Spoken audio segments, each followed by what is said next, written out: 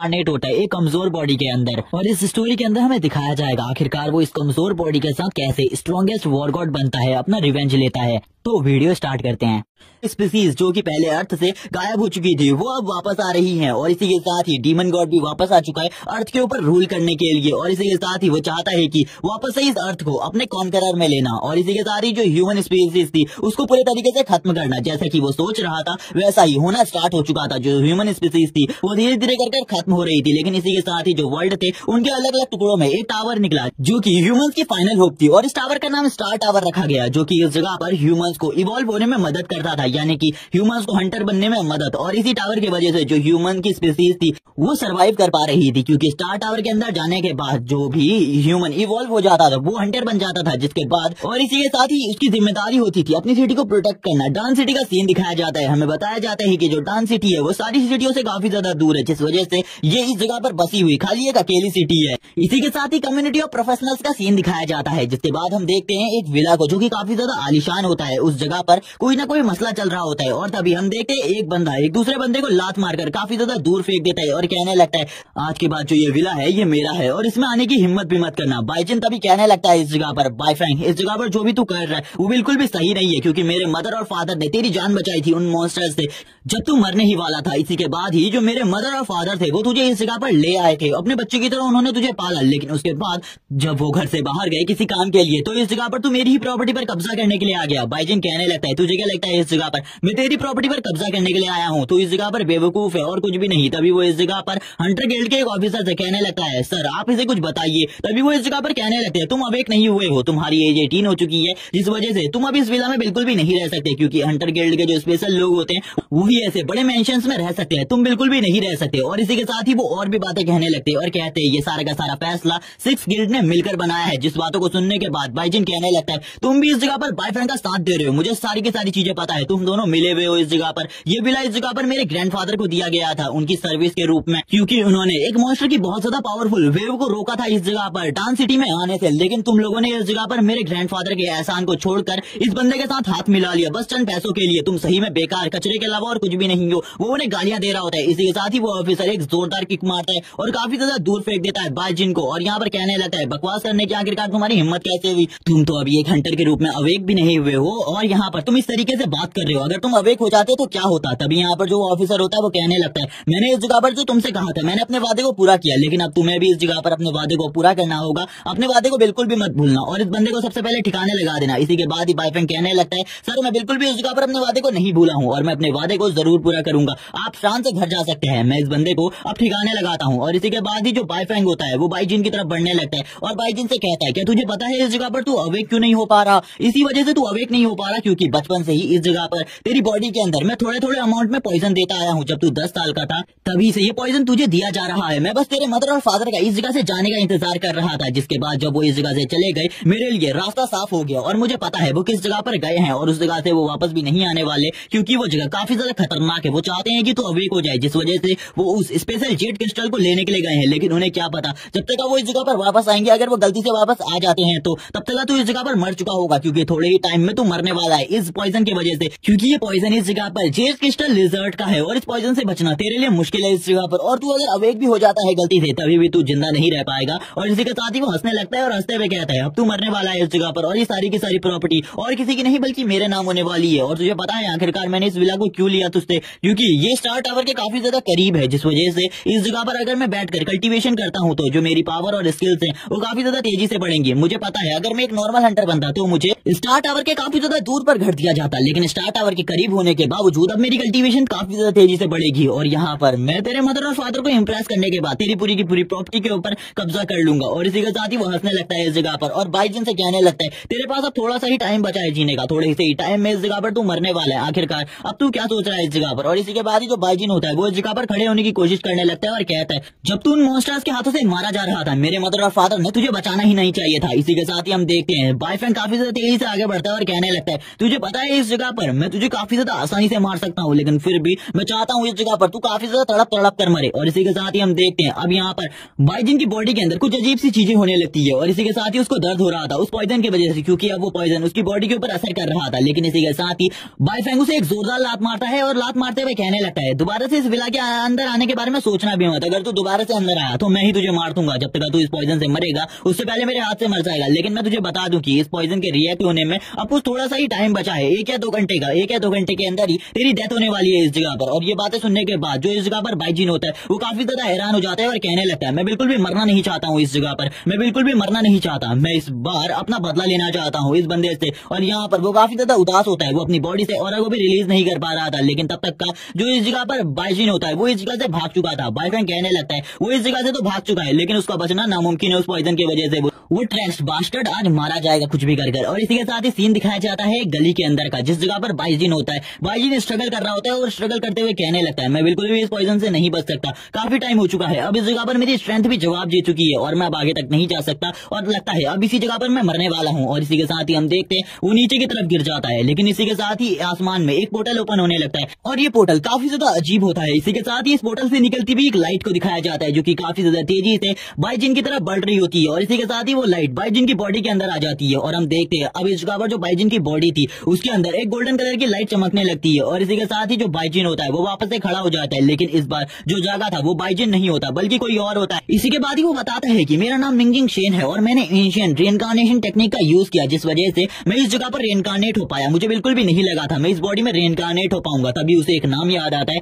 जो कि और किसी का नहीं बल्कि तियानफेंग का होता है। और इसी के साथ ही हमें सीन दिखाया जाता है मिंगजिंग शेन और उसके स्टूडेंट और उसके टीममेट्स का, जिस जगह पर वो आपस में फाइट कर रहे होते हैं, और इस जगह पर उन लोगों ने धोखे से ही मिंगजिंग शेन को मार दिया था। तभी इस जगह पर तियानफेंग कहने लगती है तुम बिल्कुल भी डीमन गॉड का सामना नहीं कर सकते, तुम काफी ज्यादा कमजोर हो और यहाँ पर अच्छा यही होगा तुम इस जगह पर मारे जाओ। सभी लोग मिंगजिंग शेन से कहने लगते हैं तुम्हें डीमन गॉड की पावर के बारे में बिल्कुल भी नहीं पता, तुम उसके सामने बिल्कुल भी नहीं टिक सकते, तुम काफी ज्यादा कमजोर हो और इस जगह पर डीमन गॉड के साथ हमने पहले ही डील कर ली है, हम उसे कुछ भी नहीं करेंगे जिसके बदले वो हमें ह्यूज अमाउंट में पावर्स देगा। जबकि मिंगजिंग शेन इस जगह पर कहने लगता है तो ये सारी की सारी चालें इस जगह पर तुमने मुझे मारने के लिए रची थी, इस जगह पर ये तुम्हारा जो खेल है ये पूरा का पूरा समझ में आ चुका है, लेकिन तुम इस जगह पर गलत हो, मैं जल्द ही वापस लौटूंगा और तुम सभी को इस जगह पर मार डालूंगा। और वो तुरंत ही जो उसकी पावर होती है उसको पूरे तरीके से खत्म कर देता है, क्योंकि वो लोग इस जगह पर उसकी पावर्स को पाना चाहते थे लेकिन उसके पूरे तरीके से खत्म होने की वजह से वो लोग उसकी पावर के एक टुकड़े को भी हासिल नहीं कर पाते। मिंगजिंग शेन बोलने लगता है अगर ये पावर मुझे देनी ही होती तो मैं तुम्हें पहले ही दे देता, लेकिन अब तो बिल्कुल भी तुम्हें ये पावर नहीं मिलने वाली। और इसी के साथ ही वो इस जगह पर एक टेक्निक का यूज करने लगता है जो कि और कोई नहीं बल्कि एंशिएंट रीइंकार्नेशन टेक्निक होती है,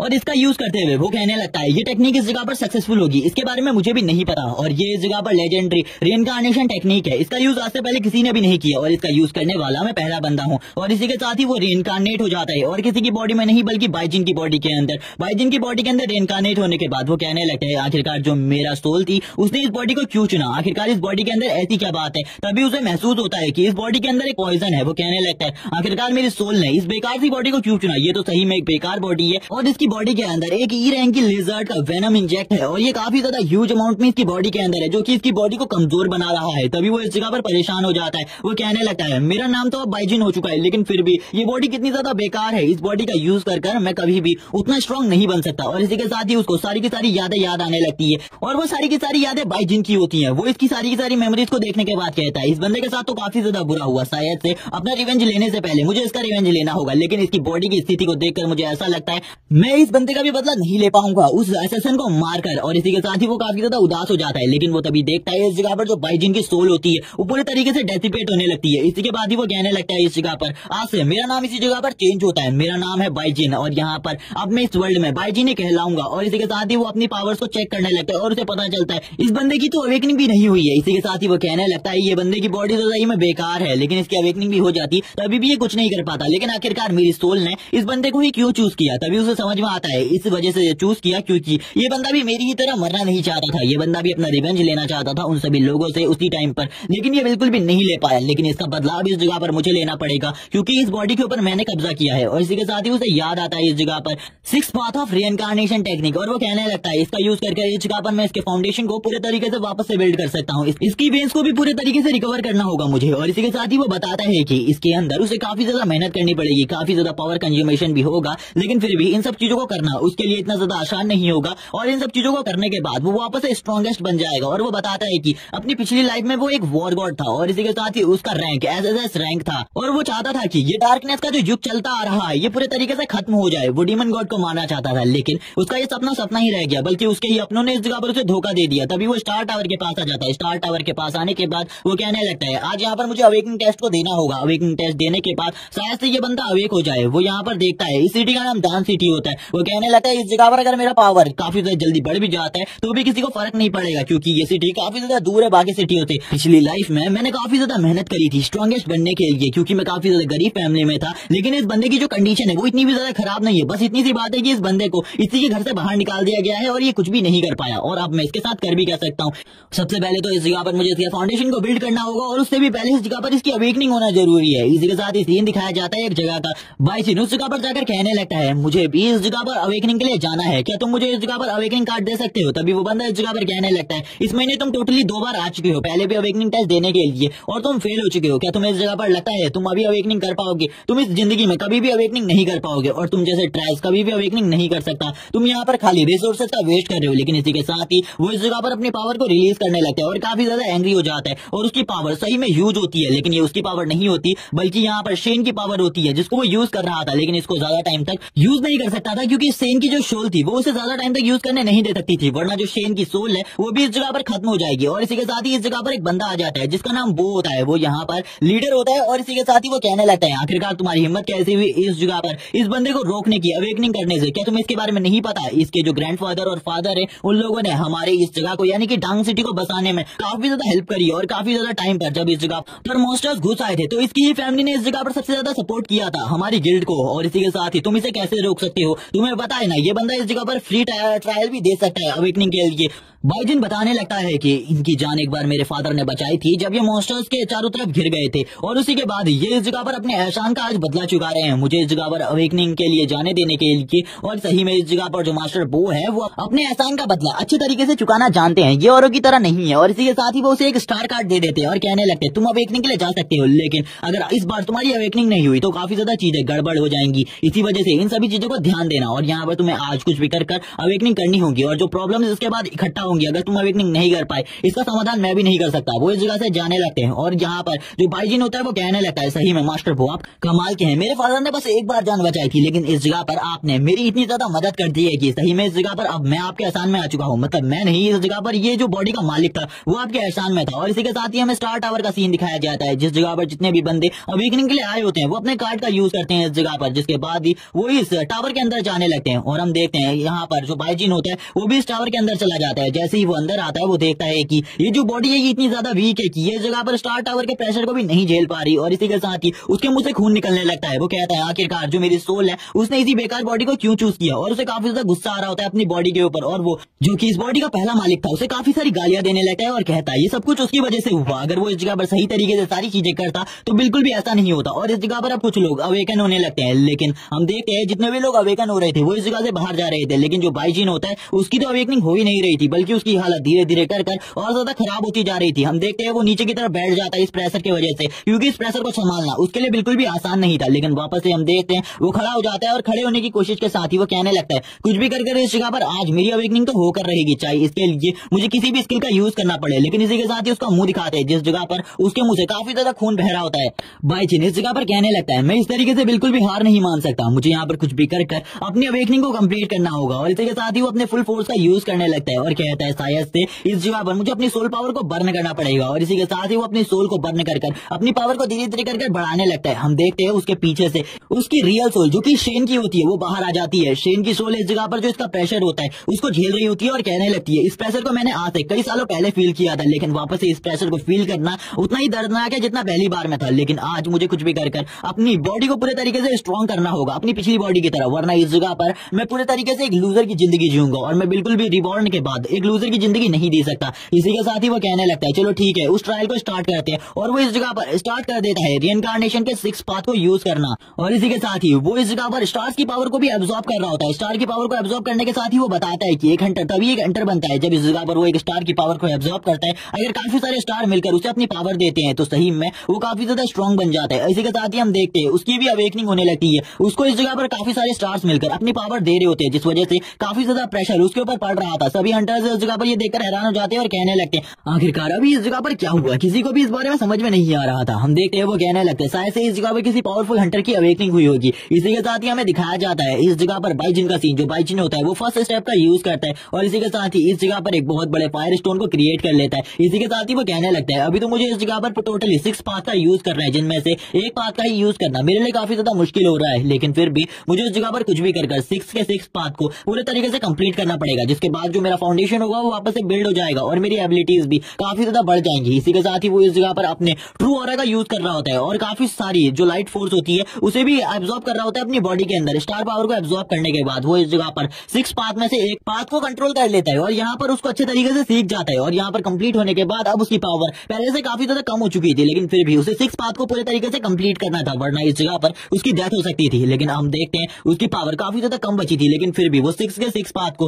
काफी ज्यादा अच्छे तरीके से कंट्रोल करना चाहता था। वो इस जगह पर स्माइल करता है और कहने लगता है मुझे चाहे कुछ भी करना पड़े, इस जगह पर मैं 6 के 6 पाथ को अच्छे तरीके से कंट्रोल कर सकता हूँ। और वो अपनी पावर्स का यूज कर सेकंड पाथ को भी कंट्रोल करने लगता है। थोड़ी देर में उसका सेकंड पाथ भी इस जगह पर कंप्लीट हो जाता है और धीरे धीरे कर वो सारे के सारे पाथ्स को कंप्लीट करता जाता है। हम देखते हैं उसका जो ऑरा होता है वो गोल्डन कलर का हो जाता है और वो धीरे धीरे कर अपनी पावर को बढ़ाने लगता है। और इस जगह पर जिन पाथ्स को वो कंप्लीट कर रहा था, यानी कि 6 पाथ ऑफ रिइंकार्नेशन, उनको पूरे तरीके से कंप्लीट करने लगता है और थोड़ी ही देर में वो यहाँ पर अपने काम को पूरे तरीके से कंप्लीट कर देता है और उन सभी के सभी की पावर्स को एक साथ मर्ज करने लगता है। वो कहता है आज से पहले मैंने कभी भी इसका यूज नहीं किया, लेकिन अब मैं इसका यूज करने वाला हूँ अपनी वेन्स और अपने फाउंडेशन को रिबिल्ड करने के लिए। और इसी के साथ ही वो एक एग शेप की चीज में चला जाता है और यहाँ पर अपनी पावर्स को वापस से गेन करने लगता है, यानी कि अपनी बॉडी की स्टेट को अच्छा बना रहा होता है। इसकी बॉडी के अंदर से जो पॉइजन था उसे निकाल रहा होता है, क्योंकि ये पॉइजन उसके लिए काफी ज्यादा हार्मफुल था। इस पॉइजन की वजह से कभी भी वो अपनी जिंदगी में मर सकता था, जैसे कि इस जगह पर बाइजिन मर गया इस पॉइजन की वजह से, क्योंकि ये पॉइजन भले ही इस जगह पर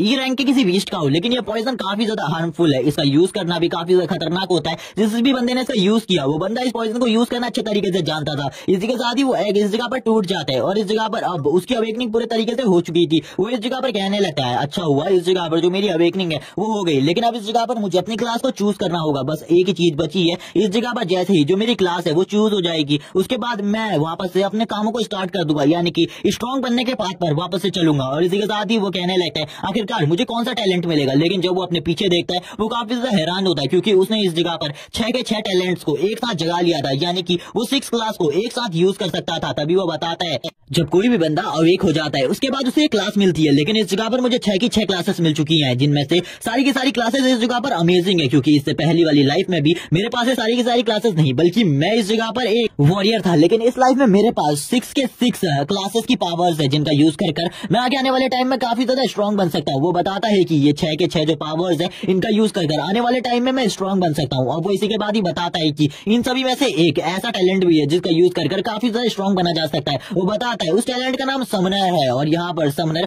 काफी ज्यादा स्ट्रॉन्ग होते हैं इस वर्ल्ड के अंदर भी। इसी के साथ ही वो कहता है चलो ठीक है, अब यहाँ पर जो ये 6 पाथ ऑफ रिइंकार्नेशन टेक्निक थी आखिरकार वो किसी न किसी तरीके से तो काम ही आई, क्योंकि पिछली लाइफ में भी मैंने एक ऐसे बंदे के बारे में सुना था जिसकी डबल अवेकनिंग हुई थी। उसके पास 2 क्लासेस की पावर्स को यूज करने की पावर थी, लेकिन इस जगह पर अगर इस वर्ल्ड को मेरे बारे में पता चला तो काफी सारे ऐसे लोग होंगे जो कि इस जगह पर मुझे मारने के लिए आएंगे और उनका सामना करने के लिए मैं बिल्कुल भी कैपेबल नहीं हूँ, वो मुझे खत्म करके रख देंगे। इसीलिए मुझे इस जगह पर अपनी पावर्स को छुपाना होगा इस वर्ल्ड से। अगर मैंने ऐसा नहीं किया तो काफी सारी प्रॉब्लम्स होंगी। तभी वो इस जगह पर देखता है कि जो स्टार लाइट होती है वो गायब हो चुकी थी। इसी के साथ ही वो बताता है अवेकनिंग टेस्ट कंप्लीट हो चुका है, सभी के सभी की अवेकनिंग हो चुकी है जिनकी होनी चाहिए थी और जिनकी नहीं होनी थी अब वो इस जगह पर नहीं होगी। और वो बताता है स्टार इसी वजह से अब इस जगह से जा चुके हैं। और इसी के साथ ही अवेकनिंग होने के बाद अब वो बाहर आने लगता है। बाहर आते हुए वो कहता है चलो ठीक है, आज आखिरकार मेरी अवेकनिंग हो गई। लेकिन इसी के साथ ही हम देखते हैं बाइजिन और बाइफेंग दोनों का आमना सामना होता है इस जगह पर। दोनों ही एक दूसरे को देख रहे होते हैं, लेकिन जो बाइजिन होता है वो कहने लगता है ये टाइम बिल्कुल भी सही नहीं है इससे फाइट करने का, इसीलिए मुझे इस जगह पर इससे फाइट नहीं करनी चाहिए। तभी इस जगह पर बाइफेंग इस जगह पर आकर कहने लगता है आखिरकार तुम अभी तक नहीं मरे, इस जगह पर अभी भी तुम रिसोर्सेज की बर्बादी कर रहे हो, तुम बास्टर्ड। इस जगह पर तुम मैं बस अपने फैमिली नाम की वजह से ही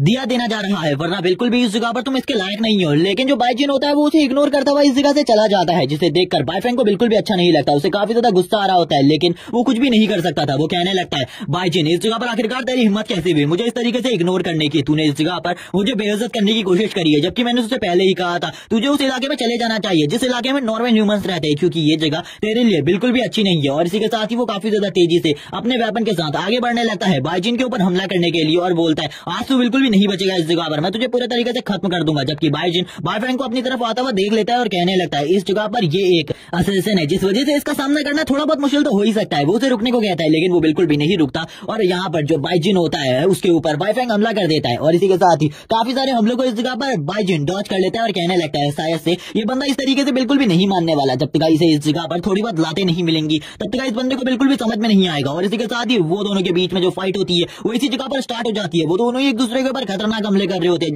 जबकि बाइफैंग कुछ भी करके इस जगह पर बाइजिन को मारना चाहता था। वो कहने लगता है, आज तो इस जगह पर शायद से जरूर मरेगा। और इसी के साथ ही वो अपनी स्नेक स्किल का यूज करता है। हम देखते हैं उसकी ऐसी स्किल को देखते ही इस जगह पर बाइजिन भी कहने लगता है, चलो ठीक है ये टाइम सही रहेगा उसके मुंह के ऊपर एक जबरदस्त पंच मारने के लिए। और वो तुरंत ही एक जोरदार पंच उसके ऊपर मारता है। और इसी के साथ ही जो इस जगह पर बाइफैंग होता है वो उड़ता हुआ काफी ज्यादा पीछे चला जाता है। और यहाँ पर सभी लोग ये देखकर हैरान हो जाते हैं और कहने लगते हैं, इसकी स्ट्रेंथ तो अमेजिंग है, शायद से इसकी अवेकनिंग हो चुकी है जिसके बाद इसने इतना जोरदार पंच उसको मारा। लेकिन हम देखते हैं इस पंच को इस जगह पर बाइफैंग काफी ज्यादा आसानी से संभाल लेता है और पीछे जाने के बाद अपने आप को रोकते हुए कहता है, शायद से ये सब कुछ मेरी गलती की वजह से हुआ, मैंने उसे एक मौका दे दिया इस जगह पर मेरे ऊपर हमला करने का, वरना ये बंदा तो मेरे ऊपर एक पंच भी नहीं मार सकता था, ये सब कुछ मेरे वजह से हुआ। जबकि इस जगह पर जो बाइफैंग होता है उसको देखकर बाइजिन कहने लगता है, ये जरूर इस जगह पर कुछ न कुछ सोच रहा है और ये जरूर मेरे ऊपर दोबारा हमला करेगा, मुझे सतर्क रहना चाहिए। लेकिन तब तक इस जगह पर जो इसके मास्टर होते हैं, मास्टर बो इस जगह पर आ चुके होते हैं। मास्टर बो बाइफैंग से कहने लगता है, अगर तुमने इस जगह पर दोबारा से लड़ाई स्टार्ट करी तुम्हारे साथ बिल्कुल भी अच्छा नहीं होगा, तुम्हें इस जगह पर ऑफिसर्स को हैंड ओवर किया जा सकता है, क्योंकि इस जगह पर तुम अभी अभी एक अवेकन हुए इंसान के ऊपर हमला कैसे कर सकते हो। जबकि वो इस जगह पर कह रहा होता है, मैं आपको सस्पेंड करवा सकता हूँ क्योंकि आप इसका साथ दे रहे। तभी यहाँ पर वो कहने लगते हैं, क्या तुम्हें लगता है कि वो बंदा यहाँ पर अवेकन नहीं हुआ है, तुमने अभी अभी उसकी पावर नहीं देखी, तो उसका पंच खाने के बाद तुम्हारे मुंह से भी खून निकल रहा है,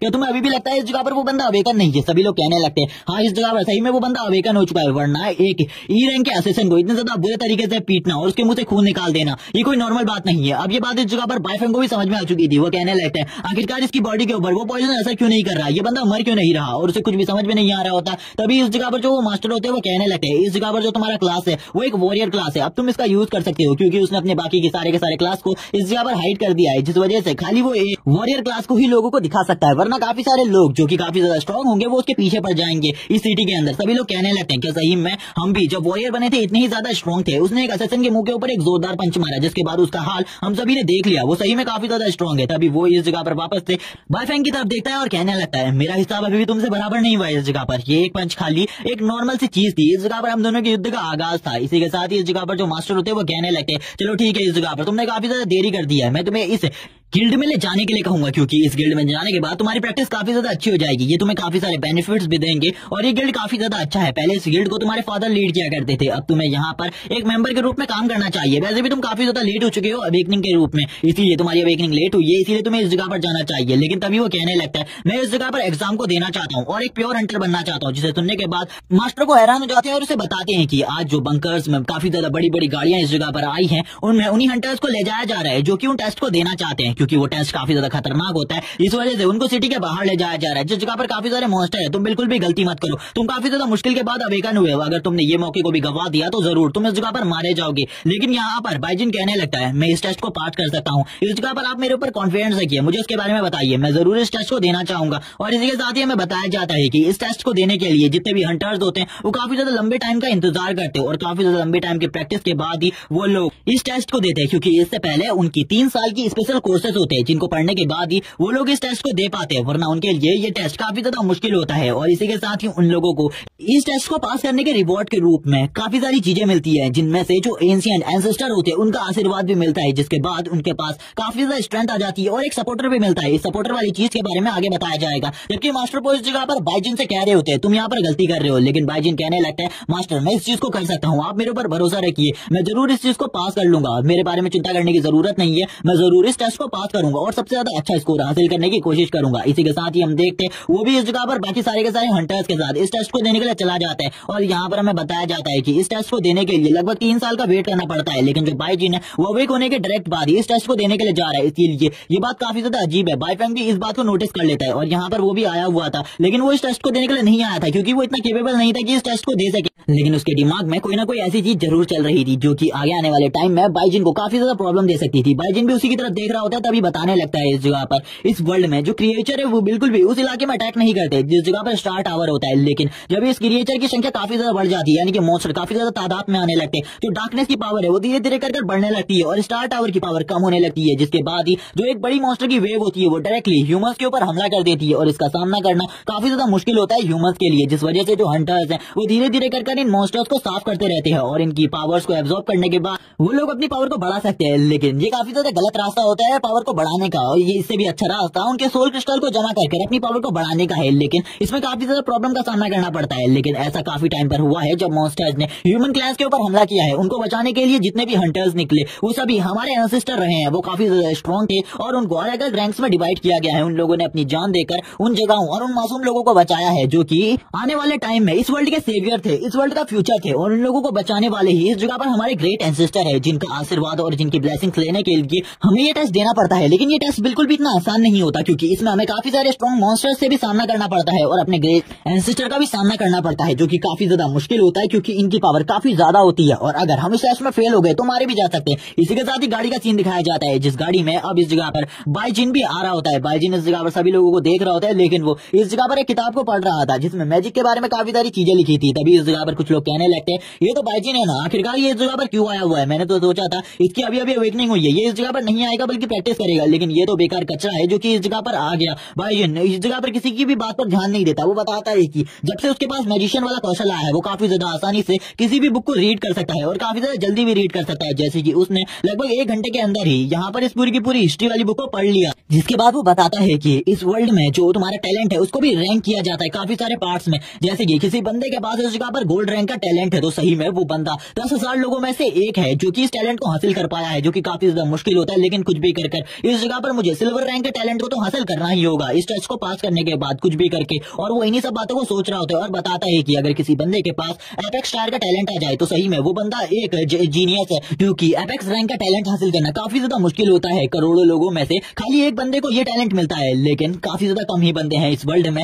जो कि इस टैलेंट को हासिल कर पाए हैं। और वो अभी भी इस बुक को पढ़ रहा होता है, तभी उसके आसपास के लोग कहने लगते हैं ये कितना बड़ा बेवकूफ है, इस जगह पर ये बुक को पढ़ रहा है, तब से ये बुक को पढ़ रहा है जब से ये इस जगह पर हमारी गाड़ी के अंदर था। तभी इस जगह पर बाईजिन कहने लगता है यहाँ पर मैंने कभी भी किताबों को नहीं पढ़ा, एकेडमी नहीं किया, लेकिन फिर भी मेरे अंदर थोड़ा बहुत दिमाग तो है। लेकिन ये लोग इस जगह पर 3 साल से पढ़ाई करते आ रहे हैं, लेकिन फिर भी ये बेवकूफ है और कुछ भी नहीं। और वो अब बताने लगता है मैं इस जगह पर डांग सिटी के बारे में सारी की सारी चीजें पढ़ रहा हूँ, यानी कि इसकी सारी की सारी हिस्ट्री को जान रहा हूँ इस जगह पर, जो कि मेरे लिए काफी ज्यादा इंपॉर्टेंट है। इसी के साथ ही हमें पता चलता है कि इस जगह पर लिंग जुएर आई है जो कि लिंग फैमिली की यंग जीनियस है। और इसी के बाद यहाँ पर सभी लोग कहने लगते हैं लेकिन इसने तो इस जगह पर आज से 5 साल पहले जब ये 11 साल की थी तभी अपने टैलेंट को अवेक कर लिया था, आखिरकार ये इस टेस्ट को देने के लिए हमारे साथ क्यों आई है? तभी कुछ लोग इस जगह पर कहने लगते हैं शायद से उसका टैलेंट बेकार होगा। लेकिन यहाँ पर उनकी बातें सुनने के बाद भी जो हमारा मेन कैरेक्टर यानी कि बाईजिन होता है वो कुछ भी नहीं कहता और शांति से उनकी बातों को सुन रहा होता है। इस जगह पर हमें दिखाए जाते हैं 6 मास्टर्स जो कि सभी को सारी की सारी चीजों के बारे में बताने के बाद कहते हैं अगर तुम्हारा टैलेंट अच्छा होगा तो हम लोग भी तुम्हें इस जगह पर अपनी एकेडमीज में चॉइस कर लेंगे। इसी के बाद एक मास्टर को दिखाया जाता है जिसका नाम डुआन होता है जो कि एक सी रैंक के हंटर है। इसी के साथ ही हम देखते हैं सभी स्टूडेंट को सारी की सारी चीजों के बारे में बता देते हैं, आखिरकार उन्हें इस जगह पर क्या क्या खतरे हो सकते हैं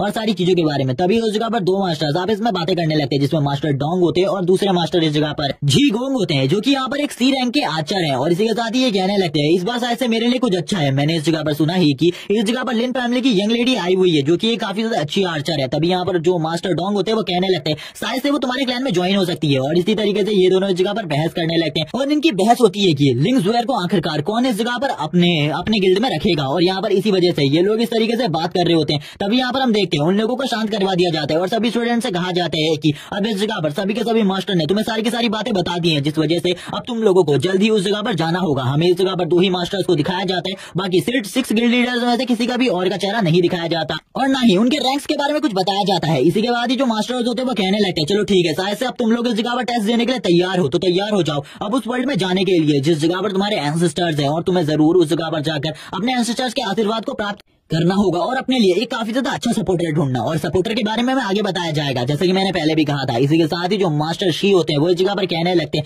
चलो ठीक है, अब देखना होगा आखिरकार हम में से कौन सबसे ज्यादा अच्छे लोगों को भर्ती कर पाता है अपने गिल्ड के अंदर। और इसी के साथ ही हमें दिखाया जाता है एक डंजन टाइप पोर्टल, और एक डंजन टाइप पोर्टल इस जगह पर ओपन हो जाता है, जिसके अंदर सारे के सारे स्टूडेंट जाने लगते हैं। और सारे के सारे स्टूडेंट उसी टेस्ट को देने के लिए जा रहे थे। थोड़ी देर बाद का सीन दिखाया जाता है, सभी के सभी उस जगह पर आ जाते हैं। कुछ और स्टूडेंट को दिखाते हैं जो कि इस जगह पर कहने लगते हैं देखो उसे, अभी भी वो इस जगह पर बुक को पढ़ रहा है, कितना ज्यादा बड़ा बेवकूफ है। और उसी के ऊपर इस जगह पर हंस रहे होते हैं। इसी के साथ ही हम देखते हैं जो बाइजिन होता है उसके सामने एक मोटा लड़का आ जाता है, जिसे देखकर बाइजिन हैरान हो जाता है और कहने लगते हैं आखिरकार ये मेरे सामने क्यों आया है। तभी वो बंदा इस जगह पर कहने लगता है क्या तुम वही हो इस जगह पर सबसे ज्यादा फेमस कचरे जिसका नाम बाइजिन है। और वो यहाँ पर बाइजिन की बेइज्जती करने लगता है और कहता है क्या तुम्हें पढ़ने के अलावा और कुछ भी नहीं आता। यहाँ पर तुम पर जितने भी रिसोर्सेज का आज तक यूज किया गया है वो बस रिसोर्सेज की बर्बादी है और कुछ भी नहीं। यहाँ पर उसकी बेइज्जती करते हुए और भी काफी सारी बातें वो मोटा लड़का कहने लगता है। तभी यहाँ पर हम देखते हैं बाइजिन यहाँ पर कहने लगता है फैटी मेरे रास्ते से हट जाओ, इस जगह पर मैं बिल्कुल भी तुमसे फाइट नहीं करना चाहता। जैसे ही वो अपने इस नाम को सुनता है उसे काफी ज्यादा गुस्सा आ जाता है, लेकिन इस जगह पर बाइजिन को फाइट नहीं करनी थी, जिस वजह से वो आगे बढ़ने लगता है। और यहाँ पर वो फैटी कहने लगता है आखिरकार तुम्हारी हिम्मत कैसे हुई मुझे फैटी कहने की। तभी उसके पीछे से कोई चीज हमला कर देती है उसके ऊपर, जिसके बाद सभी कहने लगते हैं उसके ऊपर स्पाइडर मॉन्स्टर ने हमला कर दिया है। क्या वो इतना ज्यादा केपेबल है कि वो उन स्पाइडर मॉन्स्टर को उस जगह पर रोक सके। तभी हम फैटी को देखते हैं जो कि उन सारे के सारे स्पाइडर मॉन्स्टर के सामने खड़ा होता है और कहने लगता है शायद से तुम लोग जल्द ही इस जगह पर मरना चाहते हो। और इसी के साथ ही वो उनके ऊपर हमला स्टार्ट कर देता है, लेकिन हम देखते हैं उस जगह पर उसके हमले का उन स्पाइडर मॉन्स्टर के ऊपर कोई भी असर नहीं पड़ रहा होता, बल्कि उसके ऊपर उन स्पाइडर मॉन्स्टर के हमलों का असर पड़ रहा होता है। और थोड़ी ही देर में वो घायल हो जाते हैं और नीचे गिर जाते हैं। हम देखते हैं फैटी को इस जगह पर व्हाइट कलर का मार्क मिला होता है। और इसी के बाद ही बताया जाता है कि जो ये बंदा है इसने इस जगह पर इस टेस्ट को फेल कर दिया है। जितने भी बंदों को व्हाइट कलर का मार्क मिलता है इस टेस्ट में वो सभी फेल हो जाते हैं। बाइजिन को दिखाया जाता है, बाइजिन अभी भी आगे बढ़ रहा होता है, वो काफी सारे लोगों की अवेकनिंग देख रहा होता है। और यहाँ पर वो देखता है कि काफी सारे लोगों ने इस टेस्ट को पास कर लिया है। एक बंदे को इस जगह पर ग्रीन कलर मिला होता है जो कि काफी ज्यादा खुश हो रहा होता है। यहाँ पर इसी के साथ ही बाइजिन धीरे धीरे करके आगे बढ़ता जा रहा था। वो यहाँ पर इस एंशिएंट वैली के अंदर और भी ज्यादा अंदर जाया जा रहा था, जो कि उसके लिए काफी ज्यादा खतरनाक होने वाला था, क्योंकि अंदर बहुत ज्यादा खतरा हो सकता था। इसी के साथ ही जो इस जगह पर बाइजिन होता है उसको पीछे से किसी की आवाज आती है, पीछे से कोई उससे कहने लगता है आखिरकार तुम कहाँ जा रहे हो, क्या तुम अपना फ्यूचर सेव नहीं करना, तुम इस जगह पर इस वैली के सबसे डीप एरिया में जा रहे हो, उस जगह पर काफी ज्यादा खतरा हो सकता है तुम्हारे लिए। और ये कहने वाली लिन ज़ुएर होती है, जिसके साथ दो और सोल्जर्स भी होते हैं। यहाँ पर उसको देखकर बाइजिन कहने लगता है ये भी इस डीपेस्ट पार्ट में क्यों आ रही है मुझे कुछ नहीं पता, लेकिन वो उसकी बातों को बिल्कुल भी नहीं सुनता और उसे इग्नोर करता हुआ कहने लगता है मैं अपनी प्रोटेक्शन खुद कर सकता हूँ, मेरे लिए चिंता करने की कोई भी जरूरत नहीं है। ये सुनने के बाद तो इस जगह पर लिन ज़ुएर भी हैरान हो जाती है और कहने लगती है आखिरकार इस लड़के ने मुझसे ऐसा क्यों कहा। तभी वो जो सोल्जर होता है वो कहने लगता है मिस आपको आगे बढ़ना चाहिए। और हमें पता चलता है कि वो एक रोबोटिक सोल्जर है। और इसी के साथ ही वो सभी आगे बढ़ने लगते हैं। इसी के साथ ही वापस से बाइजिन को दिखाया जाता है, जो बाइजिन होता है वो इस जगह पर आगे बढ़ रहा होता है। तभी उसे इस जगह पर किसी एंसेस्टर का ऑरा महसूस हो जाता है, जो कि उसे इस जगह पर ब्लेसिंग दे सकते हैं अपनी। तभी वो यहाँ पर कहने लगता है किसी न किसी का ऑरा तो इस जगह पर जरूर है। तभी उसके ऊपर कोई हमला करता है, जो कि एक बी रैंक के मास्टर होते हैं। और इसी के साथ ही वो इस जगह पर उसे सिल्वर रैंक की ब्लेसिंग दे सकते हैं। हम देखते हैं वो इस जगह पर उसे देखकर हैरान होते हैं, क्योंकि उसकी सोल में उन्हें काफी सारी चीजें अलग दिखाई दे रही होती है। तभी इस जगह पर जो बाइजिन होता है वो उन्हें माफी मांगता है इस जगह पर उनके टाइम को वेस्ट करने के लिए, और कहने लगता है मैं आपसे ब्लेसिंग नहीं ले सकता क्योंकि मुझे इस जगह पर एपेक्स टायर की ब्लेसिंग चाहिए। और इसी के साथ ही जो वो सोल होती है वो इस जगह से डिसअपियर हो जाती है। और बाइजिन भी अब ये कहने लगता है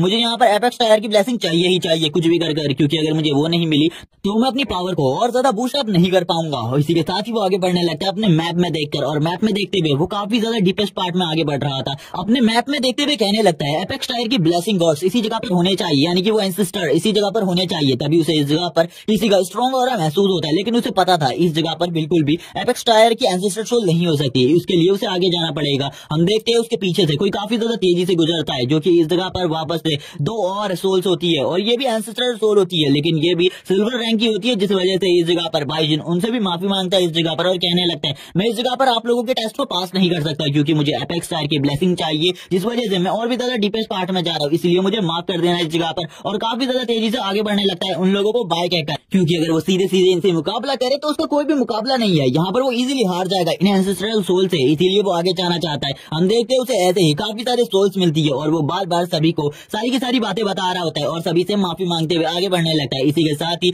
उसे एक और यहाँ पर स्पिरिट मिलती है जो कि गोल्ड रैंक की होती है, वो यहाँ पर एक लड़की की होती है, लेकिन वो उसको भी मना कर आगे बढ़ जाता है। वो कहने लगता है अभी तक मुझे कोई भी एपेक्स टायर की सोल नहीं मिली, क्या मुझे और ज्यादा अंदर जाना पड़ेगा। तभी उसे इस जगह पर कुछ बातें सुनाई देती हैं, जिनको सुनने के बाद वो हैरान हो जाता है और कहने लगता है ये तो उसी लड़की की बातें हैं जिसको मैंने थोड़ी देर पहले सुना था, और वो इस जगह पर लिन ज़ुएर की बातें कर रहा होता है। जैसे ही वो उस जगह पर देखने लगता है, वो एक पावरफुल बैरियर को देखता है जो कि काफी ज्यादा स्ट्रॉन्ग होता है, जिसके अंदर एक एंसेस्टर और लिन ज़ुएर फाइट कर रहे होते हैं। जो एंसेस्टर होते हैं वो काफी ज्यादा गुस्से में होते हैं, और लिन ज़ुएर और उसके साथ जो दो रोबोट होते हैं उनके ऊपर लगातार एरोज मारे जा रहे होते हैं। उनके एरोज इतने ज्यादा स्ट्रॉन्ग होते हैं कि लिन ज़ुएर को भी कुछ समझ में नहीं आ रहा था आखिरकार एंसेस्टर इतना ज्यादा गुस्सा क्यों है। हम देखते हैं जो एंसेस्टर के एरो होते हैं इस जगह पर वो ग्रीन कलर की फ्लेम से इस जगह पर काफी सारे हेल्डॉग को बुला लेते हैं, और ये हेल्डॉग उतने ही पावरफुल थे जब कोई समनर इस जगह पर इनको बुलाता है। और यहाँ पर हम देखते हैं जो ये हेल्डॉग होते हैं ये यहाँ पर काफी ज्यादा जोर से रोर करने लगते हैं, और एंसेस्टर इस जगह पर जोर जोर से कह रहे होते हैं लिन ज़ुएर इस जगह पर तुम बिल्कुल भी मेरी ब्लेसिंग पाने के लायक नहीं हो, अगर तुम इस जगह पर मर भी जाती हो तब भी इससे मुझे कोई फर्क नहीं पड़ेगा। और एंसेस्टर काफी ज्यादा गुस्सा हो चुके थे, जिस वजह से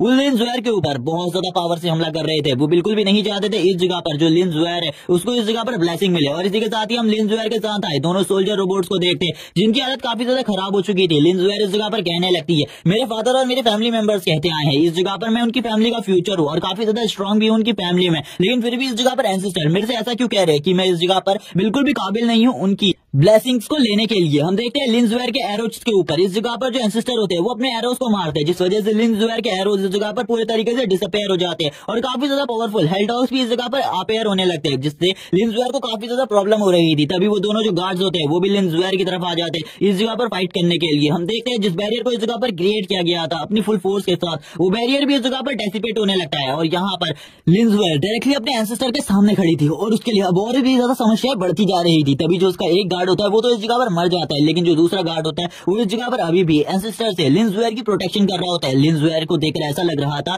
कि वो इस जगह पर काफी ज्यादा डरी हुई है, उसे ऐसा लग रहा है कि वो अपने फैमिली को दिया हुआ वादा पूरा नहीं कर पाएगी, क्योंकि उसके एंसेस्टर इतने ज्यादा गुस्सा है कि वो उसे इसी जगह पर मार डालेंगे। हम देखते हैं जो एंसेस्टर होते हैं वो इस जगह पर अपने एक और एरो को तैयार करने लगते हैं, और यहाँ पर वो इस एरो के साथ ही लिन ज़ुएर को मारने वाले थे। यहाँ पर लिन ज़ुएर कहने लगती है आखिरकार मैंने क्या गलती करी। तभी यहाँ पर बाइजिन भी बोलने लगता है पीछे से तुमने यहाँ पर सही में एक बहुत बड़ी गलती करी है, तुमने अपने एंसेस्टर को इस जगह पर गुस्सा दिला दिया है, ये काफी ज्यादा गलत बात है। लेकिन यहाँ पर उसकी बातें तो बिल्कुल भी लिन ज़ुएर को अंदर नहीं सुनाई दे रही थी, बस उसे देख पा रही थी क्योंकि इस जगह पर चारों तरफ वो सील्ड बैरियर बना हुआ था। एंसेस्टर कहने लगते हैं वापस से तुम बिल्कुल भी काबिल नहीं हो इस जगह पर मेरी ब्लेसिंग्स लेने की, और इसी के साथ ही यहाँ पर वो कहने लगती है मैंने यहाँ पर काफी सालों से ट्रेनिंग करी है, लगभग 5 सालों से मैं कड़ी ट्रेनिंग करती आ रही हूँ ताकि मैं इस जगह पर अपने एंसेस्टर की ब्लेसिंग्स को हासिल कर सकूं, जो कि मेरी पूरी फैमिली में कुछ ही लोग कर पाए हैं। लेकिन यहाँ पर मेरे एंसेस्टर इस जगह पर मुझे मारना चाहते हैं, अगर आज इस जगह पर फाइट करते हुए मैं अपने एंसेस्टर के हाथों से मारा भी जाता हूँ तो भी इसका मुझे कोई गम नहीं होगा। चलो ठीक है देखते हैं इस जगह पर आखिरकार कौन कितना ज्यादा स्ट्रॉन्ग है। वो अपने एंसेस्टर से भी कहने लगती है अगर आप इस जगह पर मुझे मारना चाहते हैं तो मार दीजिए, लेकिन मैं तब तक इस जगह से नहीं हटूंगी जब तक का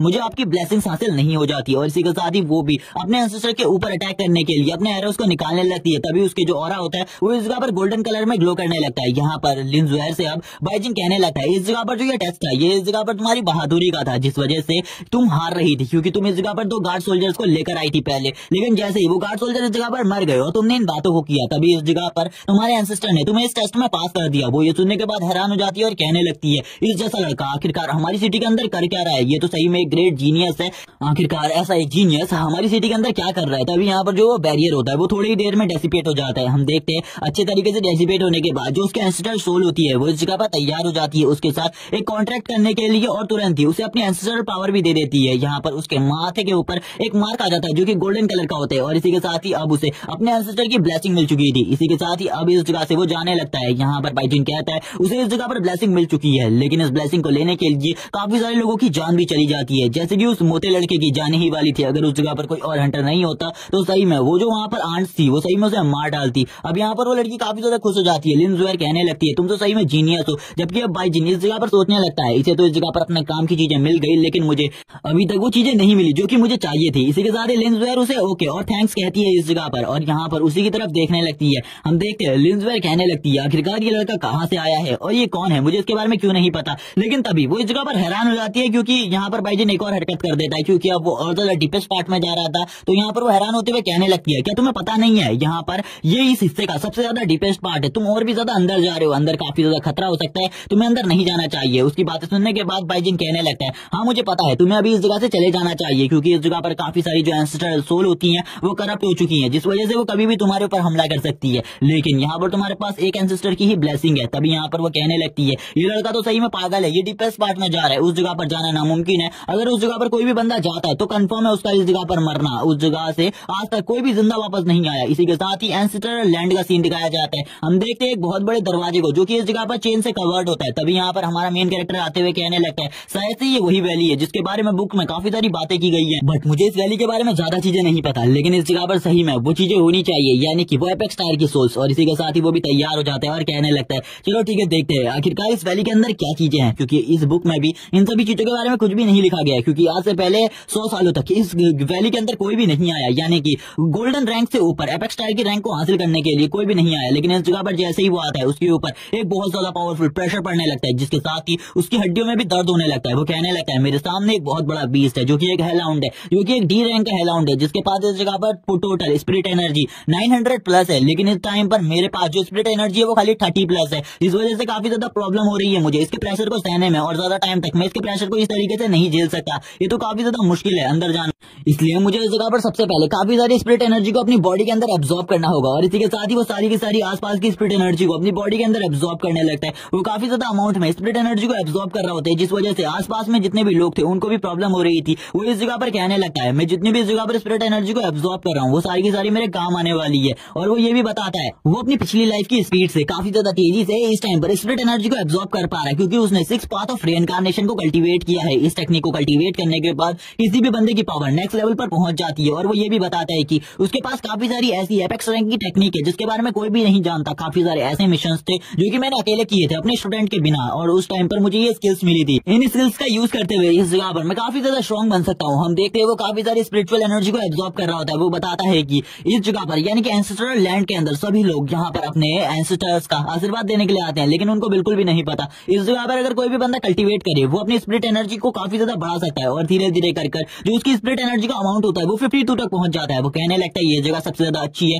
किसी भी बंदे के लिए कल्टीवेशन करने के लिए। इस जगह पर कल्टीवेशन करना काफी ज्यादा आसान है। वो इस जगह पर चारों तरफ की स्पिरिचुअल एनर्जी को एब्जॉर्ब कर चुका था, जिसके बाद वो खड़ा हो जाता है और कहने लगता है, मैंने स्पिरिचुअल एनर्जी के लिए भी एक स्पेशल टेक्निक को ढूंढ लिया है, अब मैं उसका यूज करने वाला हूँ। वो अपनी ब्रीदिंग टेक्निक के बारे में भी बताता है, जिसका भी वो इस टाइम पर यूज करता है। वो भी एक स्पेशल ब्रीदिंग टेक्निक है, और वो इसी के साथ ही आगे बढ़ने लगता है। वो कहता है, इस टाइम पर मैं काफी ज्यादा स्ट्रॉन्ग हो चुका हूँ, शायद से मैं उस डी रैंक के हेलाउंड को तो नहीं हरा सकता, क्योंकि उसको हराना मेरे लिए मुश्किल है। लेकिन वो कोई रियल हेलाउंड होता तब वो मुश्किल होता, लेकिन वो कोई रियल हेलाउंड नहीं बल्कि एक स्टैचू ऑफ हेलाउंड है, जिसको इस जगह पर बस हम लोगों को रोकने के लिए रखा गया है और डराने के लिए। ये इतना ज्यादा स्ट्रॉन्ग नहीं है। तभी वो हेलाउंड उसके सामने खड़ा हो जाता है। अब यहाँ पर वाइजिन भी कहने लगता है, अगर ये इस जगह पर फाइट ही करना चाहता है तो मैं जरूर इसके साथ फाइट करूंगा, और मेरी और इसके बीच की फाइट काफी ज्यादा अलग होगी। इसी के साथ ही इस जगह पर काफी सारे एपेक्स टायर की एंसेस्ट्रल सोल को दिखाया जाता है, जो कि वाइजिन को देख रही होती है और कहने लगती है, 100 सालों बाद इस जगह पर कोई बंदा आया है। तभी वो लोग कहने लगते हैं, इसका टेस्ट हम तब स्टार्ट करेंगे जब ये इस जगह पर इस हेलाउंड को हरा देगा। जबकि वो हेलाउंड भी काफी ज्यादा घूर कर उसको देख रहा होता है, और यहाँ पर काफी ज्यादा गुस्से में अपने प्रेशर और अपनी ब्रेथ को रिलीज कर रहा होता है। जबकि इस जगह पर बाइजिन को उसकी ब्रेथ से कुछ भी नहीं हो रहा होता,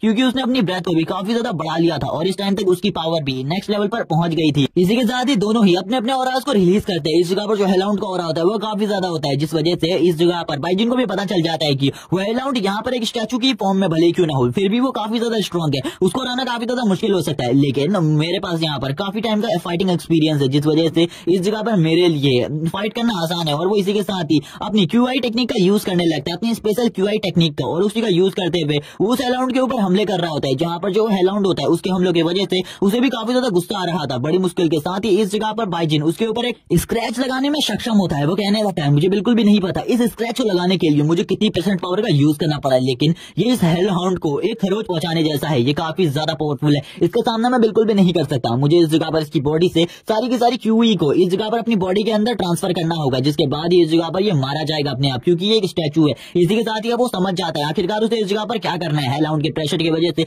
वो काफी ज्यादा पीछे आ जाता है, लेकिन अब उसे पता था इस जगह पर उसका मकसद क्या है, वो हेलाउंड को किस तरीके से हरा सकता है। फाइटिंग में हेलाउंड को हराना नामुमकिन है उसके लिए। फाइटिंग में अगर वो हेलाउंड के साथ फाइट करता रहेगा और ज्यादा टाइम तक, तो हेलाउंड इस जगह पर उसे मार देगा। अब वो डायरेक्टली हेलाउंड के सामने आ जाता है। जो हेलाउंड होता है वो जोरदार रोर करता है, लेकिन वो एक चेन से बंधा हुआ था, जिस वजह से वो आगे तक नहीं आ पाता, और हेलाउंड के लिए ये काफी ज्यादा प्रॉब्लम की बात थी। लेकिन बाइजिन तभी उसकी बॉडी के ऊपर बैठ जाता है और वो कुछ भी नहीं कर पाता, और उसकी सारी की सारी स्पिरिचुअल एनर्जी को एब्जॉर्ब करने लगता है इस जगह पर। जब वो सारी की सारी स्पिरिचुअल एनर्जी को को अपनी बॉडी के ऊपर एब्जॉर्ब कर लेता है। तो यहाँ पर उसके ऊपर एक शानदार अटैक करता है और हम देखते हैं जैसे ही वो इस अटैक को करता है उस हेलहाउंड की बॉडी इस जगह पर टुकड़े टुकड़ों में टूट जाती है और इसी के साथ ही बाइजिन नीचे की तरफ आ जाता है। नीचे की तरफ आने के बाद बाइजिन कहने लगता है ये तो काफी ज्यादा आसान था मेरे लिए, ये काफी ज्यादा छोटे कीड़े थे मेरे लिए जिनको हराना इतना भी मुश्किल नहीं था, लेकिन अगर ये रियल हेलहाउंड होता है इस जगह पर जिसके पास एक रियल बॉडी होती है उसको हराना मेरे लिए नामुमकिन हो जाता। भले ही वो इस जगह पर एक ई रैंक का ही क्यों ना होता, क्योंकि मैंने अपनी पावर्स को अभी अच्छे तरीके से बिल्कुल भी नहीं समझा। अगर यहाँ पर ऐसा कोई हेलहाउंड मेरे सामने आए तो प्रॉब्लम हो सकती है। तभी वो इस जगह पर एंसेस्ट्रल डोर को देखने लगता है। एंसेस्ट्रल डोर को देखकर वो कहता है इस एंसेस्ट्रल डोर के अंदर क्या चीजें हैं किसी को भी नहीं पता, क्योंकि 100 सालों से इसके आसपास भी कोई नहीं आया और मैं इस जगह पर आया हूँ।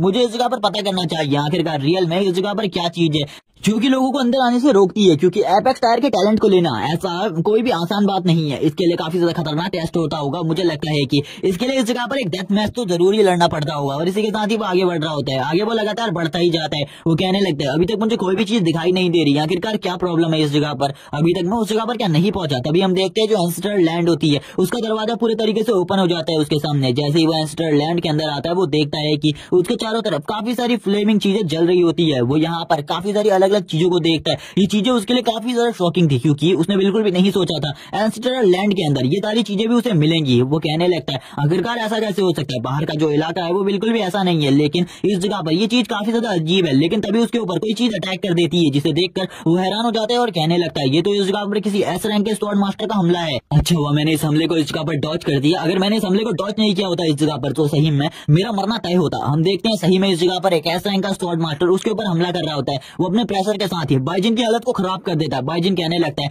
मैं अपने पीक टाइम में इससे ज्यादा पावरफुल था, लेकिन इस टाइम पर ये मुझसे काफी ज्यादा स्ट्रांग है, मैं इसका सामना बिल्कुल भी नहीं कर सकता। हम देखते हैं वो बाइजिन के ऊपर कर रहे हमले के प्रेशर को और भी ज्यादा बढ़ा देता है और बाइजिन के सर के ऊपर डायरेक्टली अपने स्वॉर्ड को रख देता है। लेकिन बाइजिन इस जगह पर रुकने को कहता है और कहने लगता है एक बार इस जगह पर रुक जाइए। तभी वो इस जगह पर बाइजिन के ऑरा को चेक करने लगता है और यहाँ पर हम देखते हैं वो दोनों ही एक दूसरे के ऊपर हमला करना बंद कर देते हैं। बाइजिन कहने लगता है सही में आप इस जगह पर एपेक्स रैंक की सोल स्पिरिट है, मैं इस जगह पर आपके ब्लेसिंग्स को लेने के लिए आया हुआ हूँ, क्या आप मुझसे फाइट कर अपनी ब्लेसिंग्स मुझे देना चाहेंगे। तभी यहाँ पर जो एंसेस्ट्रल सोल होती है वो हैरान हो जाती है और कहने लगती है इस जगह पर 100 सालों से कोई भी इस टाइप की ब्लेसिंग्स को लेने के लिए नहीं आया, क्या तुम इस जगह पर सही में इन चीजों को करना चाहोगे। तभी इस जगह पर बाइजिन कहने लगता है ये मेरे लिए काफी ज्यादा प्रॉब्लम की बात हो सकती है, क्योंकि अगर ये अपने एस रैंक की पावर के साथ मेरे साथ फाइट करेगा तो मैं लगभग इस जगह पर आत्महत्या तो हो ही जाऊंगा 1 मिनट के अंदर, क्योंकि इससे फाइट करना नामुमकिन है मेरे लिए। और शायद से यहाँ पर गोल्ड रैंक हीरोज की स्पिरिट से तो इनकी स्पिरिट पावर काफी ज्यादा होती होगी। तभी यहाँ पर अब जो वो एंसेस्टर होता है वो भी कहने लगता है ठीक है अगर तुम इस जगह पर ब्लेसिंग लेना चाहते हो तो तुम्हें मुझे डिफीट करना होगा, अगर तुम मुझे डिफीट कर देते हो तो ये सब कुछ हो जाएगा इस जगह पर। और इसी के साथ ही हम देखते हैं वो इस जगह पर अपनी स्वॉर्ड को पकड़ते हैं और यहाँ पर हम देखते हैं उनकी जो स्वॉर्ड होती है वो पूरी तरीके से फ्लेम में कन्वर्ट हो जाती है और चारों तरफ का जो एरिया होता है वो भी चेंज होने लगता है। बाइजिन भी ये देखकर हैरान हो जाते हैं और कहने लगते हैं आखिरकार जो ये एरिया है वो किस तरीके से चेंज हो सकता है। और यहाँ पर अब वो मास्टर काफी ज्यादा दूर खड़े होते हैं, उन्होंने इस जगह पर बाइजिन की स्पिरिट पावर को भी बढ़ा दिया होता है और अपनी स्पिरिट पावर को कम कर दिया होता है और उनका लेवल अब इस टाइम पर ई रैंक हो चुका था और यहाँ पर बाइजिन का लेवल भी ई रैंक हो गया था। इसी के साथ ही वो मास्टर थोड़ी देर पहले इस जगह पर बाइजिन को सारी की सारी चीजों के बारे में बता रहे थे और उस मास्टर ने इस जगह पर अपनी पावर के साथ ही इस जगह पर एक ऐसे स्पेस में बाइजिन को लेकर आ गए थे जिस जगह पर वो फाइट करने वाले थे बाइजिन के साथ। अब इस जगह पर जितने भी एपेक्स टायर के सोल स्पिरिट्स होते हैं वो कहने लगते हैं आखिरकार इस जगह पर क्या होगा, क्या वो लड़का जीत सकता है इस जगह पर। तभी एक बंदा कहने लगता है क्या तुम्हें सही में लगता है वो जीत पाएगा उसके सामने जितना नामुमकिन है, भले ही वो इस जगह पर अपनी पावर को कम कर दे लेकिन फिर भी उसके सामने जितना नामुमकिन है अगर यहाँ पर मैं भी उसके साथ फाइट करूं और ई रैंक के साथ तो नामुमकिन है मेरा जीतना, अगर मैं अपनी नॉर्मल पावर के साथ फाइट करूं तभी मैं उसे जीत पाऊंगा। तभी एक बंदा और कहने लगता है मुझे भी उस लड़के के साथ फाइट करनी है।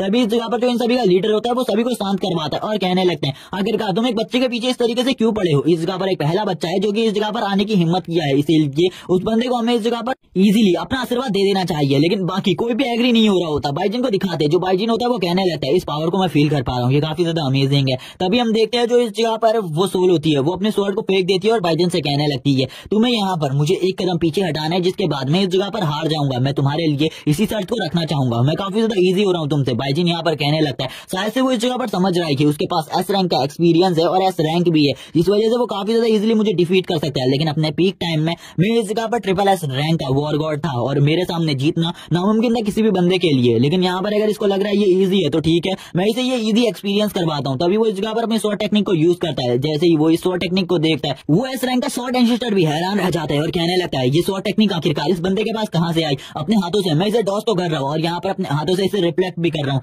लेकिन फिर भी ये मेरे लिए काफी ज्यादा मुश्किल है। ऐसी टेक्निक ऐसे बच्चे के पास आखिरकार कैसे हो सकती है, मुझे तो कुछ भी समझ में नहीं आ रहा। जबकि बाइजिन लगातार अभी भी हमले कर रहा होता है और यहाँ पर स्वॉर्ड एंसेस्टर के लिए इन हमलों को समझ पाना काफी ज्यादा मुश्किल था। थोड़ी ही देर में स्वॉर्ड एंसेस्टर इस जगह पर हार जाते हैं बाइजिन के साथ, क्योंकि वो काफी ज्यादा इजी हो रहे थे, जिस वजह से बाइजिन के लिए यहाँ पर जीतना काफी ज्यादा आसान था। और इस जगह पर अब स्वॉर्ड एंसेस्टर कहने लगते हैं चलो ठीक है, अभी भी शर्त वही है, लेकिन इस बार इस जगह पर मैं अपने स्वॉर्ड का भी यूज करूंगा। बाइजिन कहने लगता है ठीक है, आप इस जगह पर कुछ भी कर सकते हैं। तभी यहाँ पर वो उसको देखकर कहने लगते हैं इस लड़के को मैंने कभी भी नहीं देखा, लेकिन ये सही में काफी ज्यादा स्ट्रॉन्ग है। बाइजिन भी यही कह रहा होता है इस स्वॉर्ड एंसेस्टर को मैंने कभी भी नहीं देखा, लेकिन इसकी एंसेस्ट्रल सोल इतनी ज्यादा स्ट्रॉन्ग है कि अगर मैं अपनी पिछली लाइफ की सोल की बात करूं वो भी इतनी ज्यादा स्ट्रॉन्ग नहीं थी अपने पीक टाइम में। क्योंकि जिस टेक्निक का मैंने अभी यूज किया है, इस टेक्निक का यूज अगर कोई भी बंदा मेरे अगेंस्ट भी करे और मैं भी ई रैंक की पावर के साथ फाइट करता तो मेरे हारने के चांसेस लगभग तय हो जाते हैं। और यहाँ पर लेकिन फिर भी इस बंदे ने अपने सारे के सारे अटैक्स को डॉज कर लिया जो भी मैंने इसके ऊपर करे। तभी यहाँ पर वो बाइजिन को ग्रीट करते हैं और अपनी स्वॉर्ड को तुरंत ही इस जगह पर बुला लेते हैं और कहने लगते हैं चलो ठीक है, इस जगह पर अब मैं थोड़ा बहुत हमारे ऊपर आसान नहीं होने वाला। और इसी के साथ ही ये जो फाइट मैचेस होते हैं ये लगातार चलने लगते हैं और दोनों ही बराबरी की टक्कर दे रहे होते हैं एक दूसरे को। कुछ मैचेस इस जगह पर बाइजिन जीतता है तो इस जगह पर कुछ मैचेस जो स्वॉर्ड मास्टर होते हैं वो जीतते हैं। ऐसा ही चलता रहता है और ऐसा करते करते इस जगह पर अब 10th राउंड भी आ जाता है। 10th राउंड में इस जगह पर बाइजिन एक चालाकी के साथ ही उनके हाथ में उनके स्वॉर्ड को गिरा देता है और कहने लगता है चलो ठीक है, यहाँ पर अब आप इस मैच को हार चुके हैं। और इसी के साथ ही वो जो मास्टर होता है वो भी इस जगह पर मान लेता है और कहने लगता है हाँ ठीक है, इस जगह पर मैं इस चीज को हार चुका हूँ, मुझे बिल्कुल भी यकीन नहीं हो रहा, मैं एक बच्चे से हार गया, लेकिन फिर भी तुम्हारी जो स्वॉर्ड टेक्निक्स है वो काफी ज्यादा अमेजिंग है। अगर मेरे पीक टाइम में मेरे पास ऐसी स्वॉर्ड टेक्निक्स होती तो सही में अमेजिंग होता मैं। अब बाइजिन को ऐसा लग रहा था उसे इस जगह पर वो ब्लेसिंग्स मिलने वाली हैं और काफी सारी एंसेस्ट्रल पावर भी, लेकिन वो हैरान हो जाता है क्योंकि एंसेस्टर तो इस जगह से गायब हो चुके थे। अब उसके पसीने छूटने लगते हैं। वो कहते हैं आखिरकार मेरे को एक बार एपेक्स स्टार की ब्लेसिंग लेने का मौका मिला था, वो भी मैंने गवा दिया इस जगह पर। मैं सही में इस जगह पर अनलकी हूँ, मेरे से ज्यादा अनलकी कोई नहीं। यानी कि ये बॉडी ही मेरे लिए पनौती है, ये यहाँ पर जब से मुझे मिली है तब से कुछ भी अच्छा नहीं हो रहा। अब वो इस जगह पर परेशान हो जाते हैं और तभी वो बाहर आने के बाद कहने लगता है क्या यहाँ पर ये लड़का भी बाहर नहीं आया, ये भी अभी भी उसी स्पेस के अंदर है। सभी लोग कहने लगते हैं आखिरकार रिजल्ट क्या हुआ, क्या तुम जीत गए उस लड़के के सामने। तभी यहाँ पर वो कहने लगता है स्वॉर्ड मास्टर नहीं, मैं उस लड़के से हार गया। सभी लोग हैरान होते हैं और कहने लगते हैं इस जगह पर मजाक करना बंद करो, शायद से तुम उसके ऊपर काफी ज्यादा इजी रहे होगे जिस वजह से तुम हार गए, वरना तुम्हारा इस लड़के के सामने हारना नामुमकिन है। तभी यहाँ पर स्वॉर्ड मास्टर बोलने लगते हैं इस लड़के का एक्सपीरियंस सही में काफी ज्यादा अच्छा है, तुम लोगों को भी पता चल जाएगा आने वाले टाइम में जब तुम इसका नाम सुनोगे। तो सभी लोग हैरान होते हैं और कहने लगते हैं कि सही में ये लड़का इतना ज्यादा स्ट्रॉन्ग है या फिर यहाँ पर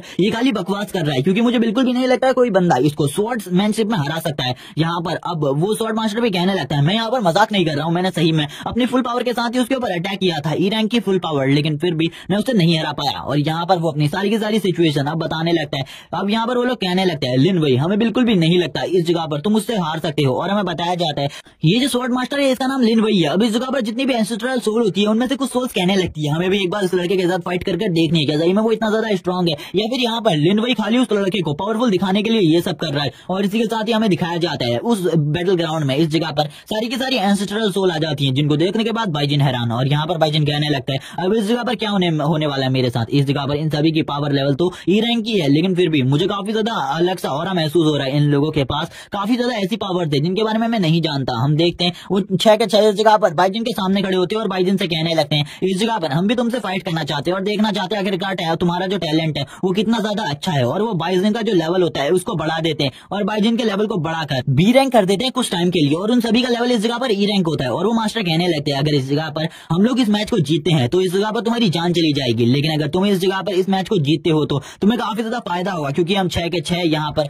तुम्हें अपनी ब्लेसिंग्स देंगे जिसके बाद तुम्हारी पावर इतनी ज्यादा बढ़ जाएगी तुम इसके बारे में सोच भी नहीं सकते। अब यहाँ पर इसी के साथ ही वो सभी कहने लगते हैं यहाँ पर हम लोगों की जो स्ट्रेटजीज है उन्हीं का यूज करना है। यहाँ पर हमें पता चलता है ये 6 के 6 जगह पर काफी ज्यादा अच्छी स्ट्रेटजीज के साथ वर्क कर सकते हैं, भले ही इनकी पावर ई रैंक क्यों ना हो, लेकिन फिर भी ये सभी एक ही साथ एक ही टीम में पहले काम किया करते थे। और इसी के साथ ही ये लोग काफी ज्यादा स्ट्रॉन्ग भी है। बाइजिन कहने लगते हैं भले ही इन लोगों का रैंक ई हो गया हो और मेरा बी, इस जगह पर फिर भी हम लोगों के बीच में काफी ज्यादा डिफरेंस है। मैं इन सभी का सामना एक साथ तो बिल्कुल भी नहीं कर सकता, लेकिन मेरे पास इस जगह पर एक स्पेशल चीज है जो कि इन लोगों के पास नहीं है। तभी यहाँ पर वो एंसेस्टर कहने लगते हैं तुम यहाँ पर भूल जाओ उसके बारे में, मुझे पता है इस जगह पर तुम 6 6 के 6 आर्ट को मास्टर कर चुके हो और तुम्हारे पास वो 6 के 6 आर्ट हैं जो कि इस जगह पर हम सभी के पास एक एक है। यहाँ पर ये सुनने के बाद वो सभी के सभी एंसेस्ट्रल सोल हैरान हो जाती है। तब यहाँ पर तो लेडी सोल्स कहने लगती है, यहाँ पर जो लिन वही है, उसे तो यहाँ पर गलतफहमी हो गई थी शायद से, ये लड़का काफी ज्यादा कमजोर है, हम इसे काफी ज्यादा आसानी से हरा देंगे। हम देखते हैं वो इस जगह पर हंसने लगता है और काफी ज्यादा जोर जोर से हंसते हुए कहता है चलो ठीक है, अब इसमें काफी ज्यादा मजा आने वाला है। और यहाँ पर जिस तरीके से हंस रहा था मुझे सुकूना की वाइब आ रही थी।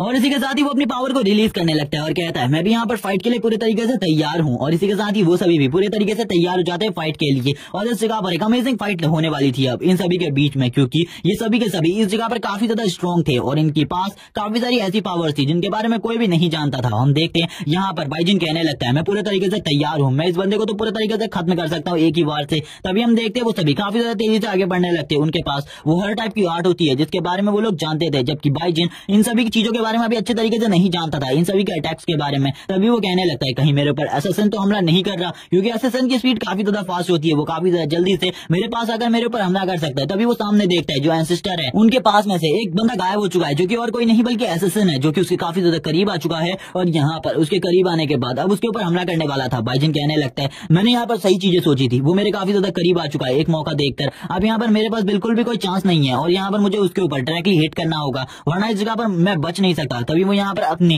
काफी सारी मूवमेंट्स का यूज करने लगते हैं और अपनी साउंड टेक्निक और अलग अलग टेक्निक्स का यूज करते हुए उस असैसिन के साथ फाइट कर रहा होता है एक असैसिन की तरह, क्योंकि उसके पास भी असैसिन का टैलेंट है। यहाँ पर बाइजिन बच जाता है उसके हमले से, जबकि वो असैसिन अभी भी बाइजिन के हमले से नहीं बचा होता और काफी ज्यादा दूर जाकर एक चट्टान के साथ गिरता है और इसी के साथ ही एलिमिनेट हो जाता है। और हमें पता चलता है कि सभी लोग हैरान है इस जगह पर बाइजिन की स्ट्रेंथ को देखकर और कहने लगते हैं शायद से ये एक वॉरियर है, क्योंकि अभी तक खाली है कि एंसेस्ट्रल सोल को इसके बारे में पता था कि उसके पास 6 आर्ट की पावर है, जो कि इस जगह पर मजिशियन है और उसने किसी को भी नहीं बताया बाइजिन के इस राज के बारे में। और हम देखते हैं वो सभी एक दूसरे के ऊपर हमला कर रहे होते हैं। बाइजिन कहने लगता है यहाँ पर जो इन सभी को गार्ड कर रहा है आर्चर और इस जगह पर वो मेज, उन दोनों का सामना करना मेरे लिए बहुत ज्यादा मुश्किल हो रहा है। तभी इस जगह पर जो आर्चर होती है वो अपने अटैक्स को काफी ज्यादा फास्ट कर रही होती है बाइजिन के ऊपर, जिससे बाइजिन के लिए काफी ज्यादा प्रॉब्लम क्रिएट होती जा रही थी। बाइजिन कहने लगता है उस आर्चर को मारने के लिए मुझे कोई ना कोई तरीका तो ढूंढना ही होगा। और इसी के साथ ही वो भी अपनी मैजिकल पावर्स का यूज करता है और काफी सारे वर्टिकल स्लैशेस को बनाकर आगे की तरफ भेज देता है और पीछे की तरफ से होते हुए हमले को महसूस कर लेता है और कहने लगता है वो मैजिशियन मेरे ऊपर वापस से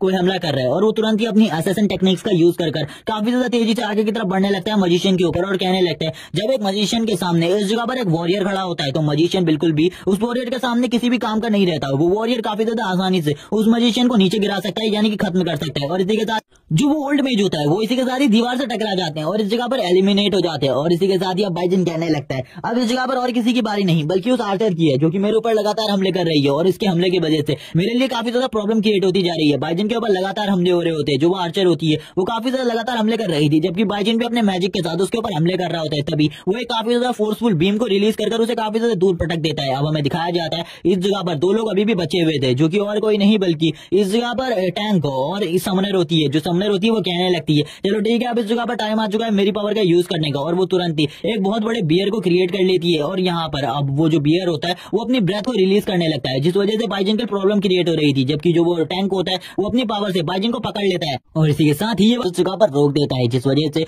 अब वो बीस्ट बाइजिन के ऊपर डायरेक्टली हमला करने के लिए आगे बढ़ने लगता है। तभी बाइजिन को समझ में आता है कि वो इस जगह पर इस बीस्ट को भी कंट्रोल कर सकता है, क्योंकि वो भी इस जगह पर समनर की पावर को बचेस करता है। इसी वजह से वो इस जगह पर अपनी पावर का यूज कर उसी समनर के ऊपर उसी के समन किए हुए बीस्ट से हमला करवा देता है। ये देखने के बाद तो वो समनर भी हैरान हो जाती है और कहने लगती है आखिरकार ये जो बीस्ट है क्या ये इस जगह पर पागल हो गया है, जो कि ये अपने ही मालिक के ऊपर अटैक कर रहा है। जबकि बाइजिन काफी ज्यादा तेजी से उसके करीब आ जाता है और उससे कहने लगता है तुमने इस जगह पर थोड़ी देर के लिए अपने बीस्ट के ऊपर से कंट्रोल खो दिया, जिसके बाद मैंने उसके ऊपर हमला कर दिया, जिस वजह से इस जगह पर तुम्हारा कनेक्शन उस बीस्ट के साथ टूट गया और मेरे को एक ओपनिंग मिल गई तुम्हारे ऊपर हमला करने की। इसी के साथ ही जो वो समनर होती है वो पीछे की तरफ गिर जाती है। अब इस जगह पर लास्ट उस वॉरियर की बारी आती है और हमें पता चलता है कि ये वॉरियर और कोई नहीं बल्कि वही स्वॉर्ड्समैन है, जो कि बाइजिन से पहले भी फाइट कर चुका है। वो इस जगह पर मना कर देता है इस फाइट के लिए और कहने लगता है तुम इसे पहले ही जीत चुके हो। इसी के साथ ही सारे के सारे जो एंसेस्ट्रल सोल होते हैं वो एक साथ आ जाते हैं और कहने लगते हैं सही में इस जगह पर तुमने हमें डिफीट कर दिया है, ये तो काफी ज्यादा अच्छी बात है, लेकिन अब इस जगह पर तुम हमारे एसेंस को लेने वाले हो जो कि बचा कुचा है और हमारे पास जितनी भी पावर्स हैं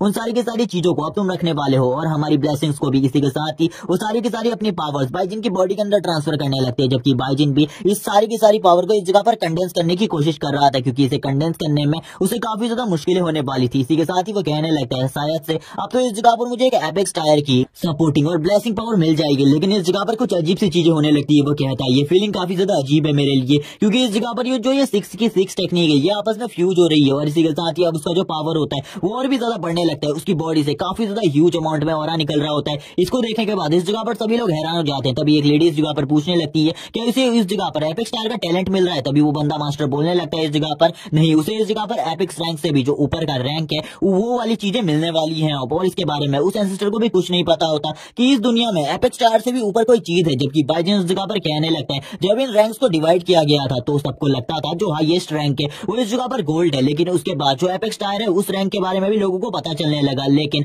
धीरे धीरे करके जो लोग थे वो सभी चीजों को भूलने लग गए, क्योंकि एपिक्स टायर जो रैंक है उसको काफी कम ही लोग इस जगह पर अवेक कर पाते थे और काफी सारे लोग इसे अवेक करने के दौरान मारे जाते थे, जिस वजह से काफी ज्यादा प्रॉब्लम्स होने लगी और एपिक्स टायर रैंक भी इस वजह से गायब हो गई और सभी लोगों को लगने लगा कि गोल्ड ही सबसे ऊपर है। इसी के साथ ही जिन लोगों को एपिक्स टायर रैंक के बारे में पता था उन्हें लगता था जो एपिक्स टायर रैंक है वो इस जगह पर सबसे ज्यादा स्ट्रॉन्गेस्ट रैंक है, जिसके बाद भी वो रैंक होगी वो सबसे ज्यादा स्ट्रॉन्गेस्ट होगा। लेकिन ऐसी बात बिल्कुल भी नहीं थी, उससे भी ऊपर एक रैंक थी जिसके बारे में किसी को भी नहीं पता था इस वर्ल्ड के अंदर, किसी को भी नहीं, जो कि इन सभी रैंक से ऊपर थी। और अब वो उसी रैंक के बारे में बताने लगता है इस जगह पर। वो कहने लगता है उस रैंक का नाम इस जगह पर कुछ भी मेंशन नहीं किया गया, लेकिन उस रैंक को इस जगह पर ज्यादातर लोग जिनसे भी मैं मिला हूं उसे इस जगह पर एक ही चीज कहते हैं, the heart of the brave. और इसी के साथ ही वो the heart of the brave के बारे में बताने लगता है। वो बताता है कि अगर ये हार्ट तुम्हारे पास है तुम काफी ज्यादा तेजी से स्पिरिचुअल एनर्जी को कंज्यूम कर सकते हो और इसी के साथ ही तुम्हारी कल्टीवेशन स्पीड भी काफी ज्यादा तेजी से बढ़ेगी और तुम्हारी स्ट्रेंथ बाकियों से ज्यादा होगी जो कि बाकी हंटर होंगे। और इसी के साथ ही तुम्हारी रिकवरी स्पीड भी काफी ज्यादा फास्ट होगी नॉर्मल ह्यूमन के मुकाबले, और जो नॉर्मल डैमेज होंगे उससे तुम्हारे ऊपर कोई भी असर नहीं होगा। और इसी के साथ ही तुम काफी सारी चीजों से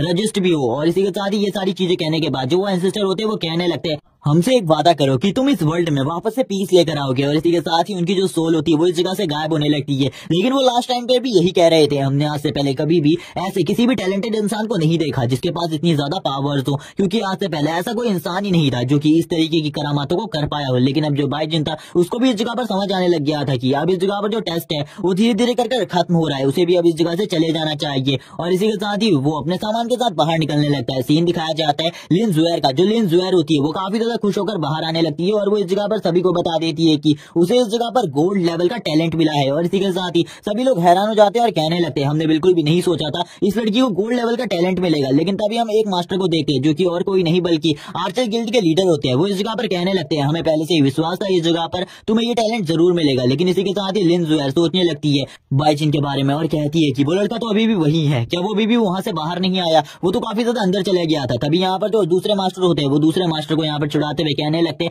मैंने तुम्हें पहले ही कहा था जो लिन जुएर है वो जरूर इस जगह पर गोल्ड रैंक के टैलेंट को काफी ज्यादा इजीली अवेक कर लेगी। अब यहाँ पर हमारे पास एक गोल्ड रैंक का कंपेनियन है, तुम इस जगह पर कुछ भी नहीं कर सकते। जबकि इस जगह पर जो वॉरियर गिल्ड के मास्टर होते हैं वो काफी ज्यादा गुस्सा होते हुए कहने लगते हैं तुम इस जगह पर उसे भड़काने की कोशिश कर रहे हो हम लोगों के खिलाफ, यहाँ पर बकवास मत करो, जल्दी हमारे पास भी एक गोल्ड रैंक कंटेस्टेंट होगा। यहाँ पर ये सुनने के बाद आर्चर गिल्ड के मालिक कहने लगते हैं ये सब कुछ तुम्हारा सपना है, ऐसा कभी भी नहीं होने वाला। वो दोनों ही एंग्री हो जाते हैं और इसी के साथ ही एक दूसरे से फाइट करने लगते हैं जैसे कि वो इस जगह पर पहले कर रहे थे। लिन जुएर उन दोनों को देखकर कहने लगती है इस जगह पर तुम लोगों को शांत हो जाना चाहिए। तभी इस जगह पर एक अनाउंसमेंट होती है, अब इस जगह पर सभी के सभी लोग आ चुके हैं। लेकिन यहाँ पर जैसे ही ये बात लिन जुएर सुनती है वो हैरान हो जाती है क्योंकि उसे इस जगह पर बाइजिन कहीं भी नहीं दिखाई दे रहा होता। वो कहने लगती है मास्टर ऐसा भी तो हो सकता है इस पोर्टल के अंदर काफी सारे लोग अभी भी फंसे हुए हो। मास्टर कहने लगते हैं अभी तक अगर उस जगह पर कोई भी लोग फंसे होंगे उनके जिंदा रहने के चांसेस बिल्कुल भी नहीं है, अब तक वो मारे जा चुके होंगे, इसलिए उनके बारे में चिंता मत करो। और इस जगह पर लिन जुएर और किसी के बारे में नहीं बल्कि बाइजिन के बारे में सोच रही थी क्योंकि उसे पता था जो बाइजिन है वो भी अंदर ही फंसा हुआ है। और इसी के साथ ही वो भी और ज्यादा हैरान हो जाती है। लेकिन इसी के साथ ही जो बाइजिन होता है वो भी अब इस जगह पर एंट्री लेता है और एंट्री लेते हुए कहने लगते हैं मुझे माफ कर दीजिए लेट से आने के लिए। लेकिन इस जगह पर जितने भी उसके दुश्मन होते हैं वो कहने लगते हैं आ गया इस जगह पर ट्रैश इंसान। और इसको तो यहाँ पर देखकर ही ऐसा लग रहा है कि ये आसपास में ही छुपा होगा, जैसे ही इसे सुनाई दिया होगा कि पोर्टल बंद हो रहा है वैसे ही ये बाहर आ गया। सभी लोग यहाँ पर उसकी बेइज्जती कर रहे होते हैं जबकि लिन जुएर उसी की तरफ देखकर स्माइल कर रही होती है। यहाँ पर हम देखते हैं जो वो फैटी लड़का होता है और उसके दोस्त होते हैं वो मजाक उड़ा रहे होते हैं और यहाँ पर काफी ज्यादा हंसते हुए कहने लगते हैं तुम एक बेकार कचरे के अलावा और कुछ भी नहीं हो। जबकि वॉरियर गिल्ड के मास्टर उसके पास आते हैं और कहने लगते हैं क्या तुम हमें इस जगह पर अपने लेवल के बारे में बताना चाहोगे? इसी के साथ ही वो उसकी बॉडी से गोल्डन कलर के ऑरा को निकलते हुए देखते हैं और कहने लगते हैं इस जगह पर शायद से तुमने भी गोल्ड रैंक के टैलेंट को अवेक कर लिया है। यहाँ पर उनकी बातें सुनने के बाद ये चारों तरफ खलबली मच जाती है। वो लोग कहने लगते हैं आखिरकार ऐसा कैसे हो सकता है, ये पहली बार है इस जगह पर एक टेस्ट के अंदर 2 गोल्ड रैंक के बंदे निकले हो, आज से पहले कभी भी ऐसा नहीं हुआ, ये तो सही में एक रिकॉर्ड है। तभी यहाँ पर बाइजन बताता है कि उसका जो टैलेंट है यानी कि ब्रेव हार्ट, वो इस जगह पर अपने टैलेंट को कन्वर्ट कर किसी भी लेवल की पावर को इस जगह पर शो कर सकता है सामने वाले बंदे को, चाहे वो लो लेवल की पावर हो या फिर हाई रैंक की पावर। और यहाँ पर बाइजन इस टाइम पर गोल्ड रैंक की पावर को दिखा रहा होता है और वो ये भी बताता है कि गोल्ड रैंक की पावर उसकी पिछली लाइफ से काफी ज्यादा कम है, लेकिन फिर भी इस जगह पर वो इसका शो ऑफ कर ही सकता है। सभी लोग हैरान होते हैं, जबकि वो फैटी कहने लगता है, आखिरकार तुमने मेरे साथ क्या किया, तुमने एक ऐसे बंदे के साथ मेरी फाइट करवा दी जो कि आने वाले टाइम में हमारी डांस सिटी के लिए काफी ज्यादा इंपॉर्टेंट होने वाला है। इसी के साथ ही लिंजुएर कहने लगती है, मुझे बिल्कुल भी यकीन नहीं है उस लड़के के ऊपर, क्योंकि वो सबसे ज्यादा डीपेस्ट पार्ट में गया था इस जगह के, और वहां पर उसे कुछ ना कुछ ऐसा तो मिला ही होगा जो कि इंपॉर्टेंट हो। लेकिन बाइजून उसे चुप करवा देता है और कहने लगता है, शांत रहो इस जगह पर, मेरे बारे में कुछ भी मत बताना। तभी यहाँ पर लिंजुएर भी उसकी बातें सुनने के बाद समझ जाती है और कहने लगती है, ये लड़का काफी ज्यादा मिस्टीरियस है, मुझे इसका ख्याल रखना होगा। जबकि अब जो वॉरियर गिल्ड के मास्टर होते हैं वो बाइजून के पास आते हैं और कहने लगते हैं, तो हम मुझे पता चला है इस जगह पर तुम भी एक वॉरियर हो, ये हमारी वॉरियर गिल्ड के लिए काफी ज्यादा अच्छी बात है, क्योंकि इस जगह पर जो हमारी वॉरियर गिल्ड है वो टैलेंट का काफी ज्यादा सम्मान करती है और वो इस जगह पर चाहती है कि उनकी गिल्ड में भी काफी ज्यादा अच्छे टैलेंट हो। और हमने तो तुम्हारे ऊपर पहले से ही नजर रखी हुई थी, हमें पता था इस जगह पर तुम कुछ ना कुछ बड़ा करोगे, तुम्हें देखकर ही ऐसा लगता है। बाइजन भी उनकी ये सारी की सारी बातों को सुन रहा होता है और सारी की सारी पब्लिक भी, जितनी भी इस जगह पर पब्लिक होती है वो सारी की सारी कहने लगती है, ये मास्टर सही में कितना बड़ा झूठा है, इस जगह पर इस बंदे को इसके बारे में कुछ भी नहीं पता था, आखिरकार ये लड़का कौन है, इसे अभी भी नहीं पता ये कौन है, फिर भी ये इस जगह पर इस तरीके की बातें कर रहा है जैसे कि ये इस लड़के को जानता है अच्छे तरीके से। और हम देखते हैं जो मास्टर होते हैं वो बाइजन से काफी अच्छे तरीके से बात कर रहे होते हैं, जबकि आर्चर गिल्ड के मास्टर बीच में आते हुए कहने लगते हैं, तो तुम्हें भी इस जगह पर एक गोल्ड रैंक का स्टूडेंट मिल गया। और इसी के साथ ही ये जो बातें होती है ये सारी की सारी पूरे के पूरे डांस सिटी में फैल जाती है और यहाँ पर सभी लोगों को पता चल जाता है इन सभी चीजों के बारे में कि पहली बार इस जगह पर डांस सिटी में 2 गोल्ड रैंक के टैलेंट एक साथ निकले हैं, जिसे सुनने के बाद सभी लोग हैरान हो जाते हैं और इस जगह पर वो बातें कर रहे होते हैं, आखिरकार वो दोनों कौन है। तभी एक बंदा बताता है कि उन दोनों में से एक का नाम तो लिंजुएर है जो कि लिन फैमिली से है, दूसरा बंदा इस जगह पर नॉर्मल है, उसका नाम मैंने पहले कभी भी नहीं सुना, उसका नाम बाइजिन है। जैसे ही इस जगह पर बायफेंग ये सारी की सारी बातों को सुनता है उसे काफी ज्यादा गुस्सा आ जाता है, वो कहने लगता है, मैं इस बंदे को बिल्कुल भी नहीं छोड़ूंगा, इस जगह पर मैं जो चाहता हूँ अब तो वो जरूर होगा इस जगह पर, ये सब कुछ झूठ होगा, ऐसा बिल्कुल भी नहीं हो सकता, वो इस जगह पर एक गोल्ड रैंक के टैलेंट को कैसे अवेक कर सकता है। इसी के साथ ही सीन दिखाया जाता है वापस से स्टार टावर का और यहाँ पर कुछ बातें चल रही होती है जो कि काफी ज्यादा स्पेशल होती है और ये सारी की सारी बातें वॉरियर गिल्ड में चल रही थी। हम देखते हैं इस जगह पर जितनी भी लड़कियां होती है वॉरियर गिल्ड के अंदर वो सारी की सारी बाइजन की ओर देख रही होती है और बाइजन से ही सारी की सारी बातें कर रही होती है। बाइजन यहाँ पर उनकी बातें सुनकर काफी ज्यादा परेशान हो गया था क्योंकि उनमें से कोई उससे मेरिट की बात कर रही थी, कोई और चीज है, जबकि बाइजन इस जगह पर परेशान होते हुए कहने लगता है, मुझे बिल्कुल भी नहीं लगा था जो ये गोल्ड रैंक होगा, ये टैलेंट इस जगह पर इतना ज्यादा बड़ी मान्यता रखता होगा, मेरे लिए तो ये नॉर्मल सी चीज थी जिसे मैंने इस जगह पर सभी के सामने ला दिया, ये काफी ज्यादा गलत था। तभी यहाँ पर जो वो लीडर होते गिल्ड लीडर वो उसके सामने 2 टोकन को रख देते हैं और कहने लगते हैं, ये तुम्हारे टोकन है, आज से तुम इस जगह पर एक ऑफिशियल हंटर हो और हमारी हंटिंग ग्रुप के बाद जितने भी काम आएंगे उसमें अब तुम भी पार्टिसिपेट कर सकते हो। इसी के साथ ही वो कहने लगते हैं, तुम्हें इस जगह पर वेट करना चाहिए, मैंने तुम्हारे लिए कुछ गिफ्ट्स को भी मंगा रखा है इस जगह पर। बाइजन कहने लगता है, क्या इस जगह पर इस बंदे ने गिफ्ट की बात करी, उसे देखकर बिल्कुल भी नहीं लगता इस गिल्ड में आने के बाद मुझे कुछ अच्छा गिफ्ट भी मिलने वाला है। इसी के साथ ही वो चले जाते हैं गिफ्ट को लेने के लिए और बाइजन को भी अपने साथ ले जाते हैं। हमें दिखाया जाता है एक बंदे का सीन जो कि इस जगह पर वॉरियर गिल्ड के ट्रेजर हॉल का मैनेजर होता है और इसी का नाम हमें चेन बताया जाता है। ये इस जगह पर बाइजन के लिए काफी सारे गिफ्ट लेकर आया था और ये यहाँ पर बताता है कि ये बाइजन के लिए एक मार्शल आर्ट टेक्निक को लेकर आया है और ये यहाँ पर गिल्ड लीडर को भी इस टेक्निक को दे देता है। हमें पता चलता है कि इस टेक्निक का नाम स्ट्रेंज फीस्ट ब्लेड है और ये टेक्निक काफी ज्यादा स्ट्रॉन्ग है। गिल्ड लीडर भी इस टेक्निक को देखकर कहने लगता है, तुमने इस जगह पर सही टेक्निक सुनी है, इस बंदे को देने के लिए यानी कि बाइजन को देने के लिए ये इस टेक्निक का यूज करने के बाद काफी ज्यादा स्ट्रॉन्ग हो जाएगा और वैसे भी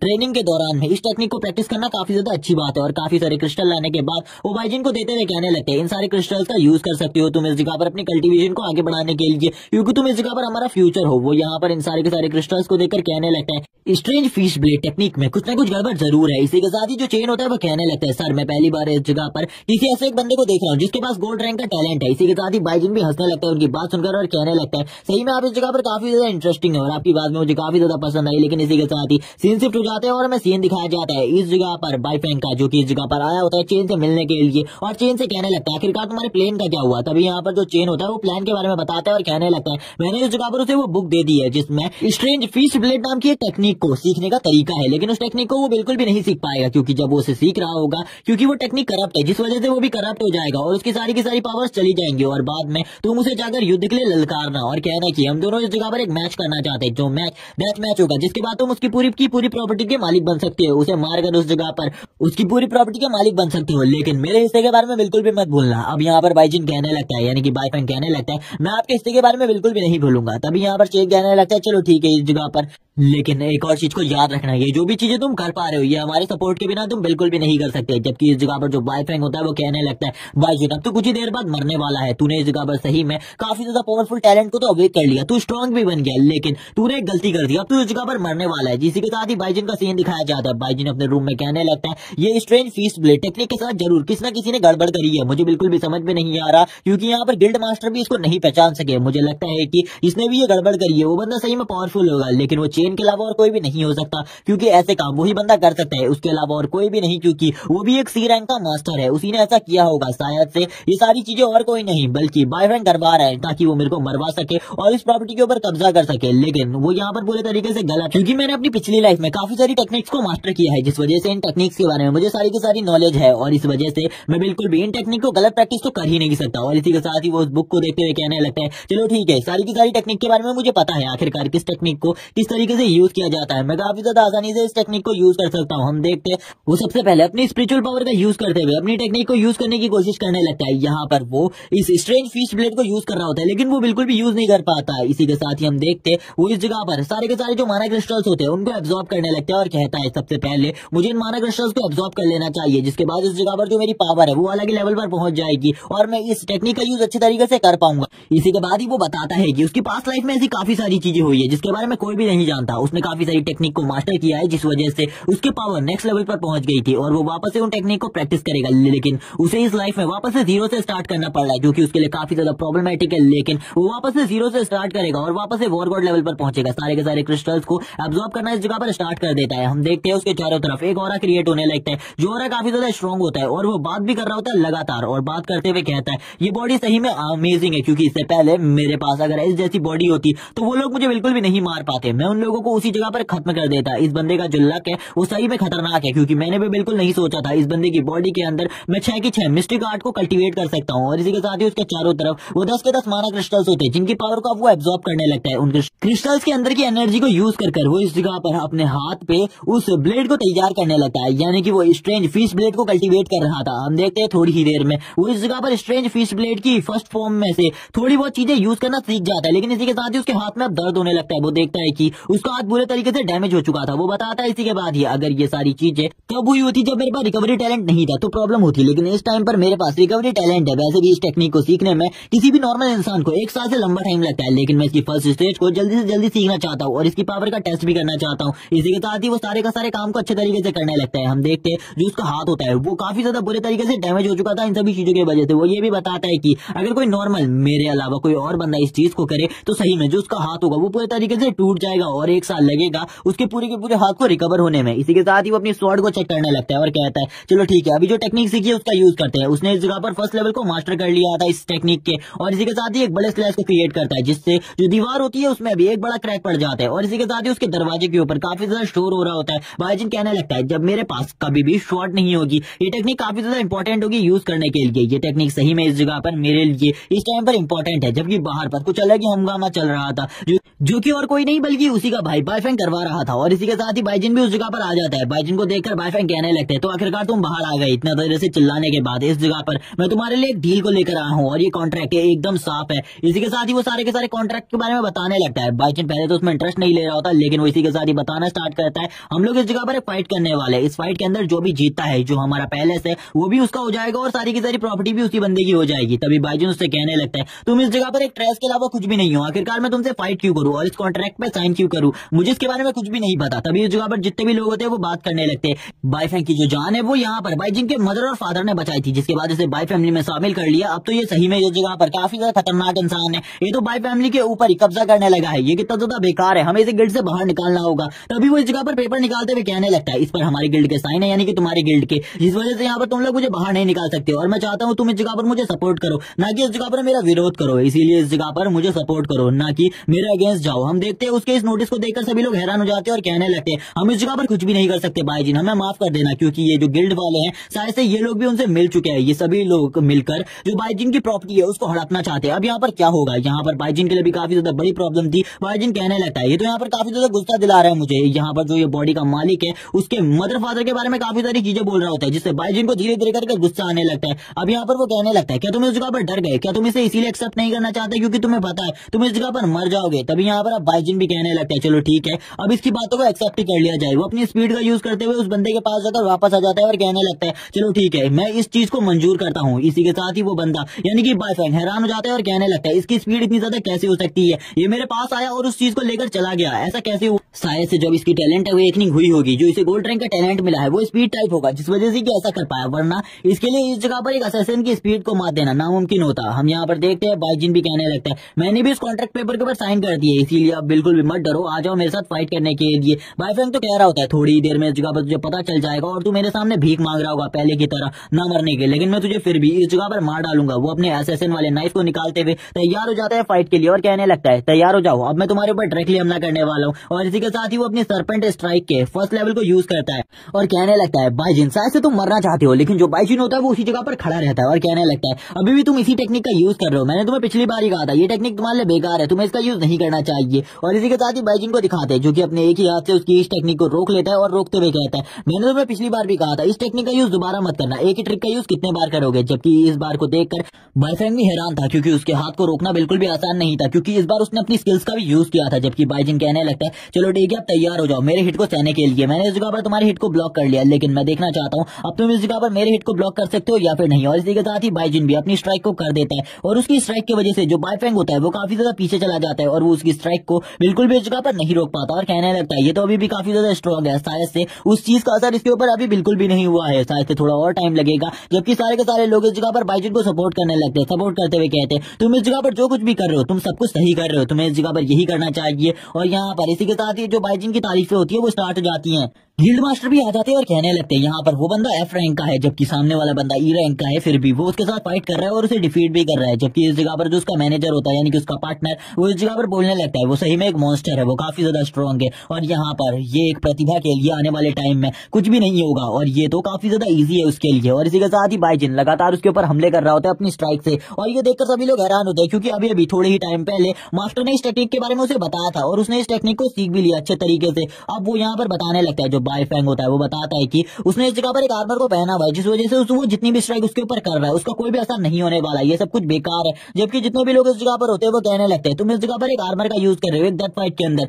ये बेकार सी चीज है, सामने वाले बंदे के पास कुछ भी नहीं है, ऐसा बिल्कुल भी नहीं करना चाहिए। जबकि अब यहाँ पर बायफैंग कहने लगता है यहाँ पर जिसके पास पैसे होंगे वही इस फाइट को जीतेगा क्योंकि पैसे से हम कुछ भी खरीद सकते हैं। यहाँ पर मैंने इस आर्मर को खरीदा है और मैं इस फाइट में से यूज करने वाला हूँ, चाहे मैं इसे कैसे यूज करूँ। और अभी भी वो काफी ज्यादा घमंड में होता है और इसी के साथ वो भी अपनी सरपेंट टेक्निक के लेवल 2 को यूज कर रहा होता है और लेवल 2 की पावर काफी ज्यादा होती है। और इसी के साथ ही वो बाइजिन से कहने लगता है तुम्हें इस जगह पर बचकर रहना चाहिए वरना तुम इसी जगह पर मारे जाओगे। जबकि बाइजिन हमले के लिए तैयार था और हम देखते हैं वो तुरंत ही काफी ज्यादा आसानी से इस हमले को रोक लेता है और बायफैंग ये देखकर हैरान हो जाता है और शॉक होते हुए बोलता है आखिरकार तुमने मेरे इसके सेकंड लेवल को कैसे रोका, ये नामुमकिन है तुम्हारे लिए। उसके पसीने छूटने लगते हैं, उसको कुछ भी समझ में नहीं आ रहा था आखिरकार उस चीज का असर बाइजिन के ऊपर क्यों नहीं हो रहा है जिस चीज का असर होना चाहिए था, क्योंकि इस जगह पर अब बाइजिन धीरे धीरे कर उसके ऊपर भारी पड़ने लग रहा था। बाइजिन कहने लगता है अभी तक तो मैंने तुम्हारे ऊपर अपनी फुल पावर का यूज भी नहीं किया, अब मैं इस जगह पर अपनी फुल पावर का यूज करने वाला हूँ। मुझे लगा था इस जगह पर तुम शांत हो जाओगे और इस खेल को बंद कर दोगे, लेकिन शायद से तुम इस खेल को बंद नहीं करने वाले, तो मुझे भी अपनी फुल फोर्स का यूज करना होगा। अब वो लगातार उसके ऊपर स्ट्राइक मारने लगता है। बाइजिन की हर स्ट्राइक काफी ज्यादा स्ट्रॉन्ग होती है जिस वजह से बायफैंग की हालत धीरे धीरे कर खराब होने लगती है और वो पिट रहा होता है, उसके मुंह से खून निकल रहा था जबकि अब वो और ज्यादा बुरी हालत में आ चुका था। अब बाइजिन उसके सामने खड़ा हो जाता है और उससे कहने लगता है मैं इस जगह पर तुमसे बस एक चीज कहना चाहता हूँ, तुम मेरे मदर और फादर के बारे में अगर मुझे सारी की सारी चीजें बता देते हो तो ये तुम्हारे लिए काफी ज्यादा अच्छा होगा, मैं तुम्हें इस जगह पर जिंदा छोड़ दूंगा और यहाँ पर तुम्हें कुछ भी नहीं करूंगा। जबकि उसकी ऐसी बातें सुनने के बाद इस जगह पर बायफैंग कहने लगता है सही में क्या तुम्हें इस जगह पर लगता है मैं तुम्हारे मदर फादर के बारे में तुम्हें बता दूंगा, तुम अगर इस जगह पर मुझे मारना चाहते हो मार दो, लेकिन कभी भी तुम्हें अपने मदर और फादर के बारे में नहीं पता चलेगा। और वो ये सारी चीजें कहते हुए कहने लगता है क्योंकि मैं चाहता हूँ कि इस जगह पर जितने बुरे तरीके से मैं तड़पते हुए मरने वाला हूँ उसी तरीके से तुम भी तड़पोगे, सारी चीजें तुम्हारे पास होंगी, तुम स्ट्रॉन्ग भी बन जाओगे, लेकिन फिर भी वो चीजें तुम्हारे पास नहीं होंगी, वो सारी खुशियां जो कि तुम्हारे पास होनी चाहिए थी, क्योंकि मैं उन सारी की सारी खुशियों को इस जगह पर तुमसे छीन रहा हूँ। और इसी के साथ ही एक पॉइजन पिल को तुरंत ही खा लेता है जिस वजह से अब उसके बॉडी के अंदर पॉइजन घुस चुका था और काफी सारी प्रॉब्लम होने लगती है। अब अपने टीचर्स को बाइजिन बताने लगता है सर इसने पॉइजन खा लिया। तभी यहाँ पर अब बायफैंग बोलने लगता है कुछ भी नहीं होने वाला, ये जो पॉइजन है इससे मुझे कोई भी नहीं बचा सकता क्योंकि ये पॉइजन काफी ज्यादा तेजी से रिएक्ट करता है, मैं यहाँ पर जीते जी कभी भी तुझे इसके बारे में नहीं बताने वाला, आखिरकार तेरे मदर और फादर कहाँ है। और ये सुनने के बाद तो बाइजिन हैरान हो जाता है और कहने लगता है मैंने बस उससे इतनी सी बात पूछी थी, लेकिन उसके बाद भी इस जगह पर इस बंदे ने आत्महत्या कर ली और अपने आप को खुद ही मार दिया। आखिरकार ये बंदा कैसा था, और इसी के बाद उसकी डेथ इसी जगह पर हो जाती है। और इसी के साथ ही जो बाइजिन का एक किलर होता है वो भी इस जगह पर मारा जाता है, क्योंकि अभी जो बाइजिन के दुश्मन थे उसकी कमी नहीं थी, काफी सारे लोग थे जो कि बाइजिन के पीछे थे। बाइजिन को भी इसके बारे में समझ में आ चुका था कि उनका जो गैंग है वो काफी ज्यादा बड़ा है, उनका सामना इस टाइम पर बाइजिन बिल्कुल भी नहीं कर सकता, क्योंकि बाइजिन इतना स्ट्रॉन्ग है ही नहीं कि वो उनका सामना कर सके। इसी के साथ ही बाइजिन कहने लगता है मुझे उनका सामना करने के लिए और ज्यादा स्ट्रॉन्ग होना होगा, और ज्यादा स्ट्रॉन्ग, और ज्यादा पावर गैदर करनी पड़ेगी, क्योंकि जिस बंदे ने सबसे पहले मुझे अपने घर से निकाला था उसका रैंक भी सी था, तो शायद से वो लोग और भी ज्यादा स्ट्रॉन्ग हो सकते हैं। और ये सारी की सारी बातें इस जगह पर, सारी की सारी बातें इस जगह पर और कोई नहीं बल्कि उन्हीं का एक साथी देख रहा होता है, जिसके बारे में हमें कुछ भी नहीं बताया जाता आखिरकार ये बंदा कौन है। लेकिन इस जगह पर बाइजिन को ये तो पता चल चुका था कि इस जगह पर जो टेक्निक के साथ छेड़छाड़ करी है वो चेन के अलावा और किसी ने भी नहीं करी, जबकि वो अपने घर आने के बाद बाकी बचे हुए स्पिरिट क्रिस्टल्स को भी एब्जॉर्ब करने लगता है जो कि उसके पास होते। उन सारे क्रिस्टल्स को एब्जॉर्ब करने के बाद वो कहता है चलो ठीक है, आज जो मेरी माना पावर है वो पहले से काफी ज्यादा बढ़ चुकी है, और इसी के साथ ही उसकी जो पावर होती है उसके लिए बस उसे थोड़े बहुत और स्पिरिचुअल एनर्जी की जरूरत थी, जिसके बाद वो इस जगह पर ब्रेक थ्रू कर सकता था। वो कहने लगता है ये मेरे लिए काफी ज्यादा आसान होगा, उसके बाद मैं ई रैंक पर चले जाऊंगा। लेकिन इस जगह पर बिल्कुल भी अब मेरे पास स्पिरिट स्टोन नहीं बचे, जितने भी मेरे पास पैसे थे मैंने उन सभी के स्पिरिट स्टोन खरीद लिए हैं, तो ये तो काफी ज्यादा प्रॉब्लमेटिक बात है। अब मुझे इस जगह पर कुछ करना होगा। अब वो बताने लगता है इस जगह पर अगर कोई भी बंदा इस जगह पर माना की एनर्जी को एब्जॉर्ब करता है तो वो टोटली एक माना क्रिस्टल के अंदर से 10% एनर्जी को एब्जॉर्ब कर सकता है, जिसके लिए उसे काफी ज्यादा कम ही पॉइंट मिलते हैं। लेकिन अगर कोई बंदा जो कि इस जगह पर स्ट्रॉन्ग हो तो वो अपनी पावर का यूज करते हुए 30% स्पिरिचुअल एनर्जी को अपनी बॉडी के अंदर गैदर कर सकता है। और यहाँ पर ये उसके लिए काफी ज्यादा अच्छी बात होगी कि वो इतनी ज्यादा एनर्जी को एब्जॉर्ब कर पाता है, क्योंकि कुछ लोग इतनी एनर्जी को भी एब्जॉर्ब नहीं कर पाते। 10% एनर्जी को एब्जॉर्ब करने में ही उनको काफी ज्यादा प्रॉब्लम होती है, इसमें उनकी जान भी जा सकती है। अब वो 30% वालों के बारे में बताता है कि वो लोग बचपन से ही इस जगह पर एक प्रोडिजी होते हैं, जिनको यहाँ पर हराना नामुमकिन होता है किसी भी बंदे के लिए। उनको बिल्कुल भी नहीं हराया जा सकता, क्योंकि वो काफी ज्यादा स्ट्रॉन्ग होते हैं। और अपनी पिछली लाइफ में काफी ज्यादा मेहनत करने के बाद ही मैं 40% स्पिरिचुअल एनर्जी को ही एब्जॉर्ब कर सकता था किसी स्टोन के अंदर से, लेकिन इस लाइफ में काफी सारी बातें चेंज है। इस लाइफ में मैं 70% स्पिरिचुअल एनर्जी को चेंज कर सकता हूँ, क्योंकि मैंने 6 पाथ ऑफ रेइनकार्नेशन टेक्निक को कल्टीवेट किया। इस टेक्निक को कल्टीवेट करने की वजह से मैं काफी ज्यादा स्पिरिचुअल एनर्जी को एब्जॉर्ब कर सकता हूँ। नॉर्मली मैं और भी ज्यादा जल्दी लेवल अप कर सकता हूँ। ये एरिया काफी ज्यादा दूर है स्टार गेट के, जिस वजह से मैं काफी ज्यादा स्पिरिचुअल एनर्जी को एब्जॉर्ब नहीं कर पाता। अगर मेरा घर स्टार गेट के काफी ज्यादा करीब होता, ये काफी ज्यादा अच्छी बात थी। जैसे कि मेरा पुराना वाला घर था, इसके बारे में मुझे सॉन्ग से बात करनी चाहिए यहाँ पर। अब तो मेरा भाई भी मारा जा चुका है, अब वो घर तो मुझे ही मिलना चाहिए। अब मैं ही उस घर का इकलौता मालिक हूँ, अब मैं उस जगह पर जा सकता हूँ। और इसी के साथ ही हमें दिखाया जाता है जो सीन होता है वो सॉन्ग के ऑफिस का, जिस जगह पर सॉन्ग और बाइजिन के बीच में बहस चल रही होती है। सॉन्ग कहने लगता है हम वो तुम्हें नहीं हैंड ओवर कर सकते, वो घर अब हमारे अंडर में आता है, जिस वजह से अब जो भी हम इस जगह पर करना चाहते हैं उस घर के साथ कर सकते हैं। तुम चले जाओ इस जगह पर, वैसे भी तुम्हारा रैंक ई है और तुम इस जगह पर कुछ भी नहीं कर सकते और ना ही मेरा कुछ बिगाड़ सकते हो, इसीलिए अगर तुम्हें कुछ करना है तो जाके कर लो, मैं यहाँ पर बिल्कुल भी तुमसे नहीं डरने वाला। और वो बाइजिन से सारी की सारी ये बातें कह रहा होता है। बाइजिन भी ध्यान से उसकी सारी की सारी बातों को सुन रहा था। बाइजिन को पता था इस जगह पर इस बंदे का भी हाथ है मेरे मदर और फादर के गायब होने के पीछे से, लेकिन उसे बिल्कुल भी नहीं पता था आखिरकार कौन कौन लोग इन सभी चीजों में शामिल है। लेकिन अभी उसे स्पिरिचुअल एनर्जी की जरूरत थी, जिस वजह से वो बिल्कुल भी उस बंदे से और बात नहीं कर सकता था, और उसे कुछ ना कुछ मिशन को कंप्लीट करना होगा, जिसके बाद उसे कुछ पैसे मिलेंगे और उनका यूज कर वो काफी सारे क्रिस्टल्स को खरीद सकता है। इसी के साथ ही वो कहने लगता है चलो ठीक है, ये मेरे लिए काफी ज्यादा अच्छा होगा, मुझे कुछ अच्छे मिशन को सिलेक्ट करना चाहिए जिससे मुझे अच्छा पैसा मिल जाए और मैं इस जगह पर थोड़े बहुत स्पिरिट स्टोन तो खरीद ही सकूं। और अब तो वो तभी इस जगह पर अपने बैच का यूज करते हुए कहते हैं चलो ठीक है, अब तैयार हो जाओ इस जगह पर कुछ मिशन को लेने के लिए, और ये मैं पहली बार लेने वाला। आखिरकार मुझे भी तो देखना चाहिए आखिरकार डोंग सिटी के अंदर किस तरीके के मॉन्स्टर है। वो तुरंत ही अपने बैच को दबाता है और सारे के सारे मिशंस को चेक करने लगता है। इसी के साथ ही सबसे पहले उसके सामने जो स्क्रीन आती है उसमें उसी के बारे में सारी की सारी चीजें लिखी हुई थी, क्योंकि इसी का बैच था जिस वजह से इसमें ये चीजें लिखी हुई थी। और इसी के साथ ही काफी सारे मिशन अब उसके सामने आ जाते हैं, जिन मिशन में काफी सारी चीजों के बारे में बताया गया था। किसी में लिखा हुआ था हम तुम्हें इस जगह पर 1000 पॉइंट्स देंगे, किसी में 150 पॉइंट्स होते हैं और इन्हीं पॉइंट्स के जरिए वो इस जगह पर स्पिरिट स्टोन खरीद सकता है। 100 पॉइंट का एक स्पिरिट स्टोन होता है। और इसी के साथ ही वो कहने लगते हैं तो काफी ज्यादा कम है, मुझे काफी सारे स्पिरिट स्टोन की जरूरत होगी जल्दी ब्रेक थ्रू करने के लिए, इसीलिए कोई बड़ा काम करना होगा, इन छोटे मोटे कामों से मुझे कुछ भी नहीं मिलने वाला। और इसीलिए वो किसी बड़े मिशन को ढूंढने लगता है, क्योंकि जितने भी मिशन इस जगह पर मौजूद होते हैं वो सभी बेकार होते हैं, क्योंकि उन मिशन को कोई भी और हंटर नहीं उठा रहा था। और यहाँ पर वो आगे के हाई रैंक के मिशन को भी नहीं चूज कर सकता, क्योंकि अगर उसने हाई रैंक के मिशन को चॉइस करा तो इस जगह पर काफी सारी प्रॉब्लम्स हो जाएंगी और लोग उसके ऊपर शक करने लगेंगे, और ये बिल्कुल भी अच्छा नहीं होगा उसके लिए। और बाकी यहाँ पर अभी भी काफी सारी प्रॉब्लम्स है जिनको उसे सॉल्व करना है, जिस वजह से वो यहाँ पर अब किसी न किसी मिशन को जरूर चॉइस करेगा। इसी के साथ ही उसके सामने एक मिशन आता है जो कि काफी ज्यादा इंपॉर्टेंट होता है। इस मिशन के बारे में बताया जाता है तुम्हें जो डोंग सिटी है उसके साइड वाले फॉरेस्ट में जाना है, उस जगह पर कुछ गड़बड़ हो रही है, उस गड़बड़ का पता लगाना है और उन सभी चीजों के बारे में इस जगह पर रिपोर्ट करनी है। इसके लिए उसे काफी सारी चीजें मिल रही होती है, 20,000 युआन और 20 पॉइंट्स भी मिल रहे होते हैं। इसी के साथ ही वो उस फॉरेस्ट का नजारा देखता है, वो कहने लगता है ये फॉरेस्ट तो काफी ज्यादा अमेजिंग है, शायद से अब इस जगह पर मुझे जाना चाहिए क्योंकि इसके लिए काफी सारे पैसे भी मिल रहे हैं और इनसे मैं काफी सारे स्पिरिट स्टोन तो खरीद ही सकता हूँ। इसी के साथ ही उस जगह पर सीन दिखाया जाता है, एक टीम ने पहले ही उस जगह पर बंकर बना लिए होते हैं और ये टीम और किसी की नहीं बल्कि लिन ज़ुएर की होती है। बाइजिन भी उस जगह पर आया हुआ था इस फॉरेस्ट के राज को जानने के लिए आखिरकार उस जगह पर क्या चल रहा है, जबकि इस जगह पर लिन ज़ुएर भी आई हुई थी क्योंकि उसने भी इसी मिशन को सिलेक्ट किया था। लिन ज़ुएर कहने लगती है क्या तुमने भी इस जगह पर इसी मिशन को सिलेक्ट किया है, इस फॉरेस्ट वाले मिशन को? मुझे लगता है तुमने भी इसी मिशन को सिलेक्ट किया है। जबकि बाइजिन भी उसकी तरफ देखते हुए कहने लगता है ये तो लिन ज़ुएर की आवाज है, आखिरकार ये इस जगह पर क्या कर रही है? मुझे बिल्कुल भी नहीं लगा था दोबारा से इससे मेरी मुलाकात होगी, लेकिन इसी के साथ ही वो बाइजिन के काफी ज्यादा करीब आ जाती है और यहाँ पर ये देखने के बाद तो बाइजिन भी हैरान हो जाता है और कहने लगता है ये इतने ज्यादा करीब मेरे कब आई? जबकि इसी के साथ ही एक और बंदा इस जगह पर आ जाता है और यहाँ पर लिंजिया कहने लगती है इसे भी हमें अपनी टीम में रख लेना चाहिए क्योंकि ये काफी ज्यादा काम आ सकता है आगे चलकर। जबकि जो कैप्टन होता है वो कहने लगता है हम इस बंदे को बिल्कुल भी अपनी टीम में नहीं रख सकते, जबकि मैं इस टीम का कैप्टन हूँ, उसी वजह से मैं इसको अपनी टीम में नहीं रख सकता। मुझे पता है आखिरकार किस तरीके की काबिलियत की हमारी टीम के अंदर जरूरत है, इस बंदे की हमारी टीम में बिल्कुल भी जरूरत नहीं है। लिन ज़ुएर काफी ज्यादा गुस्सा हो जाती है और इसी के साथ ही बाइजिन भी कहने लगता है मुझे यहाँ पर तुम लोगों की जरूरत भी नहीं है, वैसे भी इस जगह पर मुझे फॉरेस्ट का मुआयना ही करना है। लेकिन अब इस जगह पर इन लोगों के बीच में बहस होने लगती है आखिरकार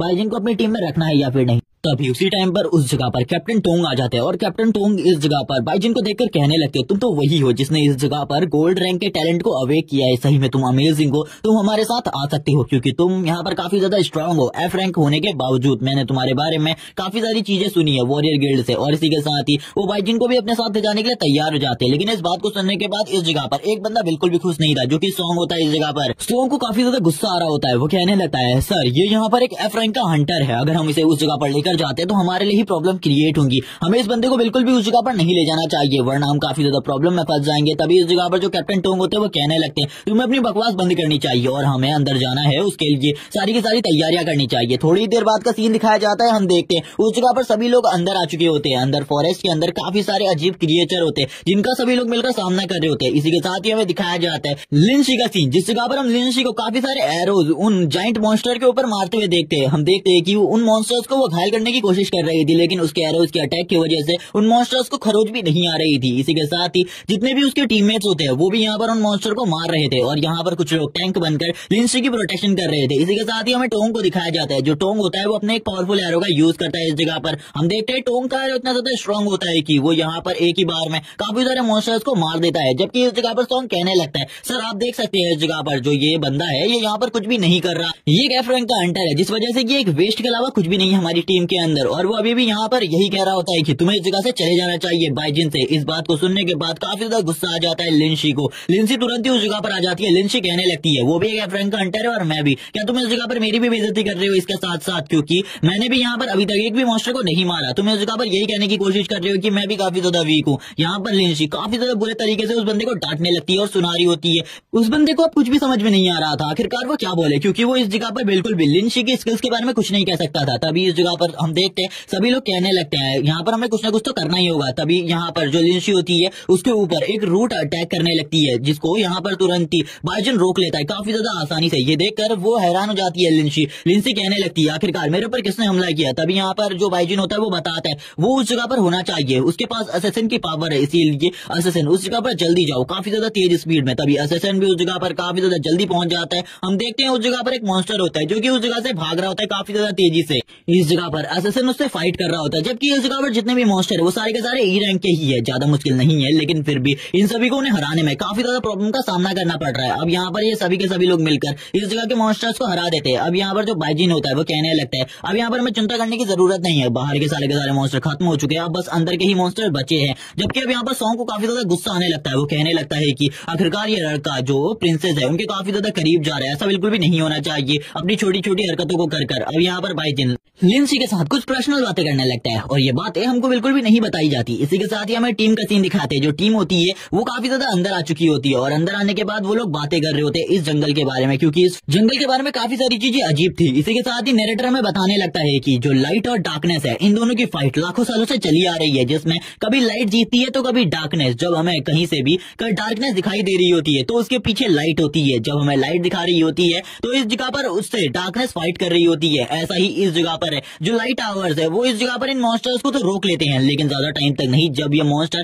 काफी ज्यादा स्ट्रॉन्ग हो जाते हैं तो लाइट टावर के लिए भी इन मॉन्स्टर्स को रोकना मुश्किल हो जाता है। इन मॉन्स्टर्स का जो डार्क ऑरा होता है वो काफी ज्यादा प्रॉब्लम पहुंचाता है ह्यूमंस को। इसी के साथ ही जो ये फॉरेस्ट है इस जगह पर भी एक लाइट टावर को लगा दिया गया, स्टार टावर को, लेकिन उसके बाद भी इस जगह पर काफी सारी चीजें अजीब है, जैसे कि ये मॉन्स्टर, क्योंकि इन मॉन्स्टर्स की बॉडी इतनी ज्यादा अलग है कि हम ह्यूमंस इन्हें बिल्कुल भी नहीं समझ पा रहे। ये जो जगह है ये पूरे तरीके से अलग है। इसी के साथ ही सॉन्ग इस जगह पर सर टोंग के साथ मिलकर एक लाइट टावर को यानी कि स्टार टावर को इस जगह पर लगा देता है, जिसके साथ ही स्टार टावर की लाइट चारों तरफ जलने लगती है। अब यहाँ पर बाइजून कहने लगता है क्या ये लोग अंदर जाने वाले? अगर ये लोग अंदर जाएंगे तो काफी ज्यादा अच्छा रहेगा मेरे लिए भी, क्योंकि मैं भी अंदर जाना चाहता हूँ इन सभी के साथ, मैं भी अंदर चला जाऊंगा। अब इस जगह पर बातें होने लगती है क्योंकि इन लोगों को काफी ज्यादा पैसे की जरूरत थी, जिस वजह से ये बात करते हुए कहते हैं हमें पैसे की जरूरत है, जिस वजह से हमें काफी ज्यादा अंदर जाना पड़ेगा। इसके साथ ही ये सुनने के बाद जो सर टोंग होते हैं वो कहने लगते हैं कि अंदर जाना जरूरी है, अगर कोई भी लोग अंदर आना चाहते हैं तो वो आ सकते हैं और जो नहीं आना चाहते वो ना आए, क्योंकि अंदर काफी ज्यादा खतरा हो सकता है। अंदर के खतरों के बारे में मैं भी नहीं जानता, इसीलिए अगर तुम लोग अंदर आना चाहते हो तो सोच समझ कर आना। इस जगह पर मेरी बात को ध्यान से सुनना और उसी के बाद आना। इसी के बाद ही सभी लोग चर्चा करने लगते हैं कि हमें लीडर की बात को मानना चाहिए, हमें अंदर जाना चाहिए इस फॉरेस्ट के, क्योंकि अंदर काफी सारे मॉन्स्टर हो सकते हैं जो कि काफी ज्यादा खतरनाक हो सकते हैं। अब बाइजिन और बाकी सभी यही सोच रहे होते हैं, तभी इस जगह पर सभी लोग मान जाते हैं। लेकिन तभी हम सॉन्ग को देखते हैं जो कि यहाँ पर बात करने लगता है हम बाइजिन को बिल्कुल भी अंदर नहीं लेकर जा सकते, क्योंकि ये हमारे लिए अंदर खाली एक बोझ ही बनेगा और कुछ भी नहीं। जबकि बाइजिन भी यही सोच रहा होता है कि ये बंदा इस जगह पर जो कुछ भी बोल रहा है वो सही है, मैं अंदर काफी ज्यादा बोझ बनूंगा इनके लिए, और वैसे भी मैं अकेले अंदर जाना चाहता हूँ और ये काफी ज्यादा अच्छा होगा मेरे लिए। लेकिन तभी इस जगह पर लिंशी कहने लगती है इस जगह पर क्या तुम मुझे भी बोझ कहना चाहते हो, और वो लड़ने लगती है और इन सभी से कहती है हमें बाइजिन को अंदर लेकर जाना चाहिए। लेकिन खुद ही बाइजिन आगे बढ़ जाते हैं और लीडर से कहने लगता है सर सही में मुझे ऐसा लगता है कि मैं अंदर बोझ बनूंगा आप लोगों के ऊपर, मैं बिल्कुल भी बोझ नहीं बनना चाहता, इसलिए मैं इस जगह से जा रहा हूँ, आप लोग अंदर अकेले जा सकते हैं, मैं यहाँ पर बिल्कुल भी नहीं आऊंगा। हम यहाँ पर देखते हैं जो यहाँ पर लिंशी होती है वो भी हैरान हो जाती है। तभी बाइजिन कहने लगता है सर आपको किसी को भी कोई प्रॉब्लम देने की जरूरत नहीं है, मैं अब यहाँ से जा रहा हूँ। लिंशी भी कुछ नहीं कह पाती। लीडर कहने लगते हैं मुझे माफ कर देना इस जगह पर, क्योंकि मैं खाली एक ही एफ रैंक के हंटर की प्रोटेक्शन कर सकता हूँ, जिस वजह से मैं तुम्हारी प्रोटेक्शन उस जगह पर नहीं कर पाऊंगा, और काफी सारे ई रैंक के मॉन्स्टर होने की वजह से काफी सारी प्रॉब्लम्स भी क्रिएट होंगी, इसलिए मुझे माफ कर देना। और वो यहाँ पर उससे कहते हैं ये भी कि मैं जो भी हिस्सा मिलेगा वो तुम्हें दे दूंगा, इसलिए बिल्कुल भी चिंता मत करो। हम देखते हैं सॉन्ग अब इस बात से काफी ज्यादा खुश हो जाता है और कहने लगते हैं आखिरकार ये जो लड़का है अब ये हमारी टीम में से जाने वाला है, ये कितनी अच्छी बात है। जबकि बाइजिन भी अब वापस की तरफ बढ़ जाता है। बाइजिन कहने लगता है इस लड़के ने मेरे काम को काफी ज्यादा आसान कर दिया, मुझे नहीं लगा था ये कभी मेरे काम भी आ सकता है। और इसी के साथ ही अब बाइजिन इस जगह पर एक चीज का खुलासा करता है, वो बताता है कि इनकी पूरी टीम के अंदर सारे के सारे ई रैंक के हंटर है, लेकिन ये बात गलत है। उस जगह पर 2 डी रैंक के हंटर है जो कि इस जगह पर शायद से लिन फैमिली ने भेजे हैं ताकि वो लिंशी की प्रोटेक्शन कर सके, और इसके बारे में लिंशी को भी इस जगह पर नहीं पता है। इसी के साथ ही हम देखते हैं बाइजिन इस जगह पर अपनी पावर्स का यूज करने लगते हैं और अपनी पावर्स का यूज करते हुए इस जगह पर एक फ्लेम को बना देता है। फ्लेम को बनाते हुए कहता है अब मुझे यहाँ पर अपने सारे के सारे कौशल्स का एक साथ यूज करना होगा, जिसके बाद मैं एक पावरफुल वेपन और एक टेक्निक को बना पाऊंगा। इसी के साथ ही हम देखते हैं वो एक पावरफुल टेक्निक को जनरेट कर लेता है इस जगह पर, जो कि सही में अमेजिंग होती है। वो इस जगह पर अपने magic, warrior technique, assassin technique सभी को एक साथ मिला लेता है, और इसी के साथ ही अब वो इस जगह पर ई रैंक के मॉन्स्टर के ऊपर हमला करना स्टार्ट कर देता है। उसके हमले इतने ज्यादा स्ट्रॉन्ग होते हैं कि जो मॉन्स्टर है वो बिल्कुल भी उसके हमले को नहीं झेल पाते और इसी जगह पर मारे जा रहे होते हैं। अब वो काफी ज्यादा खुश हो जाता है और कहने लगता है ये जो टेक्निक मैंने बनाई है ये बिल्कुल भी बेकार नहीं है, बल्कि काफी ज्यादा अमेजिंग है। मुझे इस टेक्निक के साथ काफी ज्यादा आ रहा है इन मॉन्स्टर्स को मारने में। अगर मैं ऐसे ही इन मॉन्स्टर्स को मारता रहा मेरी पावर धीरे धीरे कर बढ़ती ही जाएगी। और इसी के साथ ही वो स्माइल करने लगता है और स्माइल करते हुए कहता है धीरे धीरे कर मैं सभी मॉन्स्टर्स को इस जगह से साफ कर दूंगा। और इसी के साथ ही अब यहाँ पर उसकी फाइट स्टार्ट हो जाती है मॉन्स्टर्स के साथ, और यहाँ पर अब वो समझ चुका था इन मॉन्स्टर्स को हराना जरूरी है। लेकिन तभी जैसे ही उसने इस जगह पर एक मॉन्स्टर को मारा उसमें से एक कोर बाहर निकलने लगती है और वो तुरंत ही उस कोर को पकड़ लेता है और कहने लगता है कि इस कोर के अंदर कुछ चीज है, और इसी के साथ ही उसकी पावर को अपनी बॉडी के अंदर एब्जॉर्ब कर लेता है। थोड़ी देर में इस जगह पर जो उसका ब्रेव हार्ट टेक्निक होती है वो और भी ज्यादा स्ट्रॉन्ग हो जाती है, जिस वजह से उसकी पावर और ज्यादा बढ़ने लगती है। वो खुश हो जाता है और कहने लगता है ये ब्रेव हार्ट टेक्निक की वजह से मेरी पावर और ज्यादा बढ़ रही है। तभी वो इस जगह पर देखता है एक डार्क स्टोन को और वो हैरान हो जाता है। डार्क स्टोन को देखने के बाद वो बोलने लगता है डार्क स्टोन इस जगह पर क्या कर रहा है, ये तो बिल्कुल भी इस जगह पर नहीं होना चाहिए था, ये कोई भी ऐसी चीज नहीं है जो कि इस जगह पर इन मॉन्स्टर्स के अंदर से मिल। क्या इस जंगल के पीछे भी किसी बंदे का हाथ है जो कि काफी सारे डार्क क्रिस्टल्स को क्रिएट कर रहा है ताकि वो अपनी पावर को बढ़ा सके? मुझे इसके बारे में नहीं पता, लेकिन डार्क स्टोन को कोई भी नॉर्मल कल्टीवेटर कल्टीवेट नहीं कर सकता।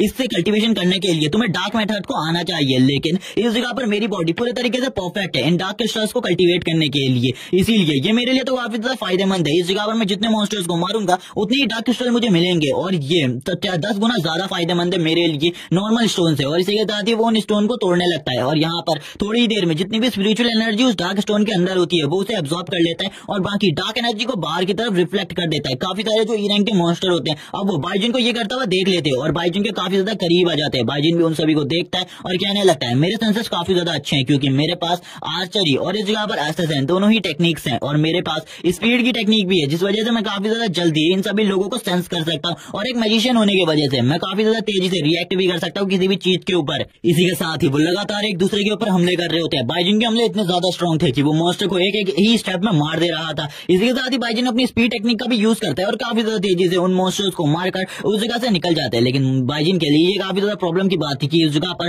काफी सारे मॉन्स्टर है जो कि लगातार उसके ऊपर हमला कर रहे हैं, और इसी वजह से अब बाइजिन की भी हालत खराब होने लगती है। बाइजिन कहता है अगर इस जगह पर कोई डी रैंक का हंटर भी होगा उसके लिए भी ये काफी ज्यादा प्रॉब्लम की बात है, लेकिन यहाँ पर मैं इन सभी का एक साथ सामना तो नहीं कर सकता, मुझे इस जगह से कुछ भी करके निकलना होगा, क्योंकि अगर मैं इनका एक साथ सामना करूंगा तो इस जगह पर ये तो मुझे मार ही डालेंगे। जैसे कि अभी मेरी जान बाल बाल बची है, अब वो समझ चुका था इस जगह पर जो मॉन्स्टर है उनका सामना करना थोड़ा बहुत मुश्किल भी होगा उसके लिए, और वो तभी इस जगह पर अपनी ब्रेव हार्ट टेक्निक का यूज करते हुए सारे के सारे जो स्टोन होते हैं उनको कलेक्ट कर लेता है, और यहाँ से काफी ज्यादा तेजी से निकलने लगता है, और अपनी पावर को बढ़ाकर वापस से उनके ऊपर काफी ज्यादा तेजी से हमले करता है। उन मॉन्स्टर्स को कुछ भी समझ में नहीं आ रहा होता आखिरकार बाइजिन इस जगह से भाग रहा है या फिर उनके ऊपर हमला कर रहा है। बाइजिन के लगातार हमले की वजह से वो मॉन्स्टर काफी ज्यादा जल्दी इस जगह पर मारे जाते हैं। बाइजिन खुश हो जाता है और कहने लगता है ये मॉन्स्टर ज्यादा बड़ी प्रॉब्लम नहीं है मेरे लिए, मुझे लगा था ये थोड़ी बहुत दिक्कत देंगे लेकिन ये उतनी भी ज्यादा बड़ी प्रॉब्लम नहीं। तभी वो इस जगह पर जितने भी डार्क स्टोन होते हैं उनकी सारी की सारी स्पिरिचुअल एनर्जी को एब्जॉर्ब करने लगता है, जिसके बाद उसका जो लेवल होता है वो धीरे धीरे कर अप हो रहा होता है। तभी उसे पीछे से किसी की आर्ट महसूस होती है जो कि काफी ज्यादा तेजी से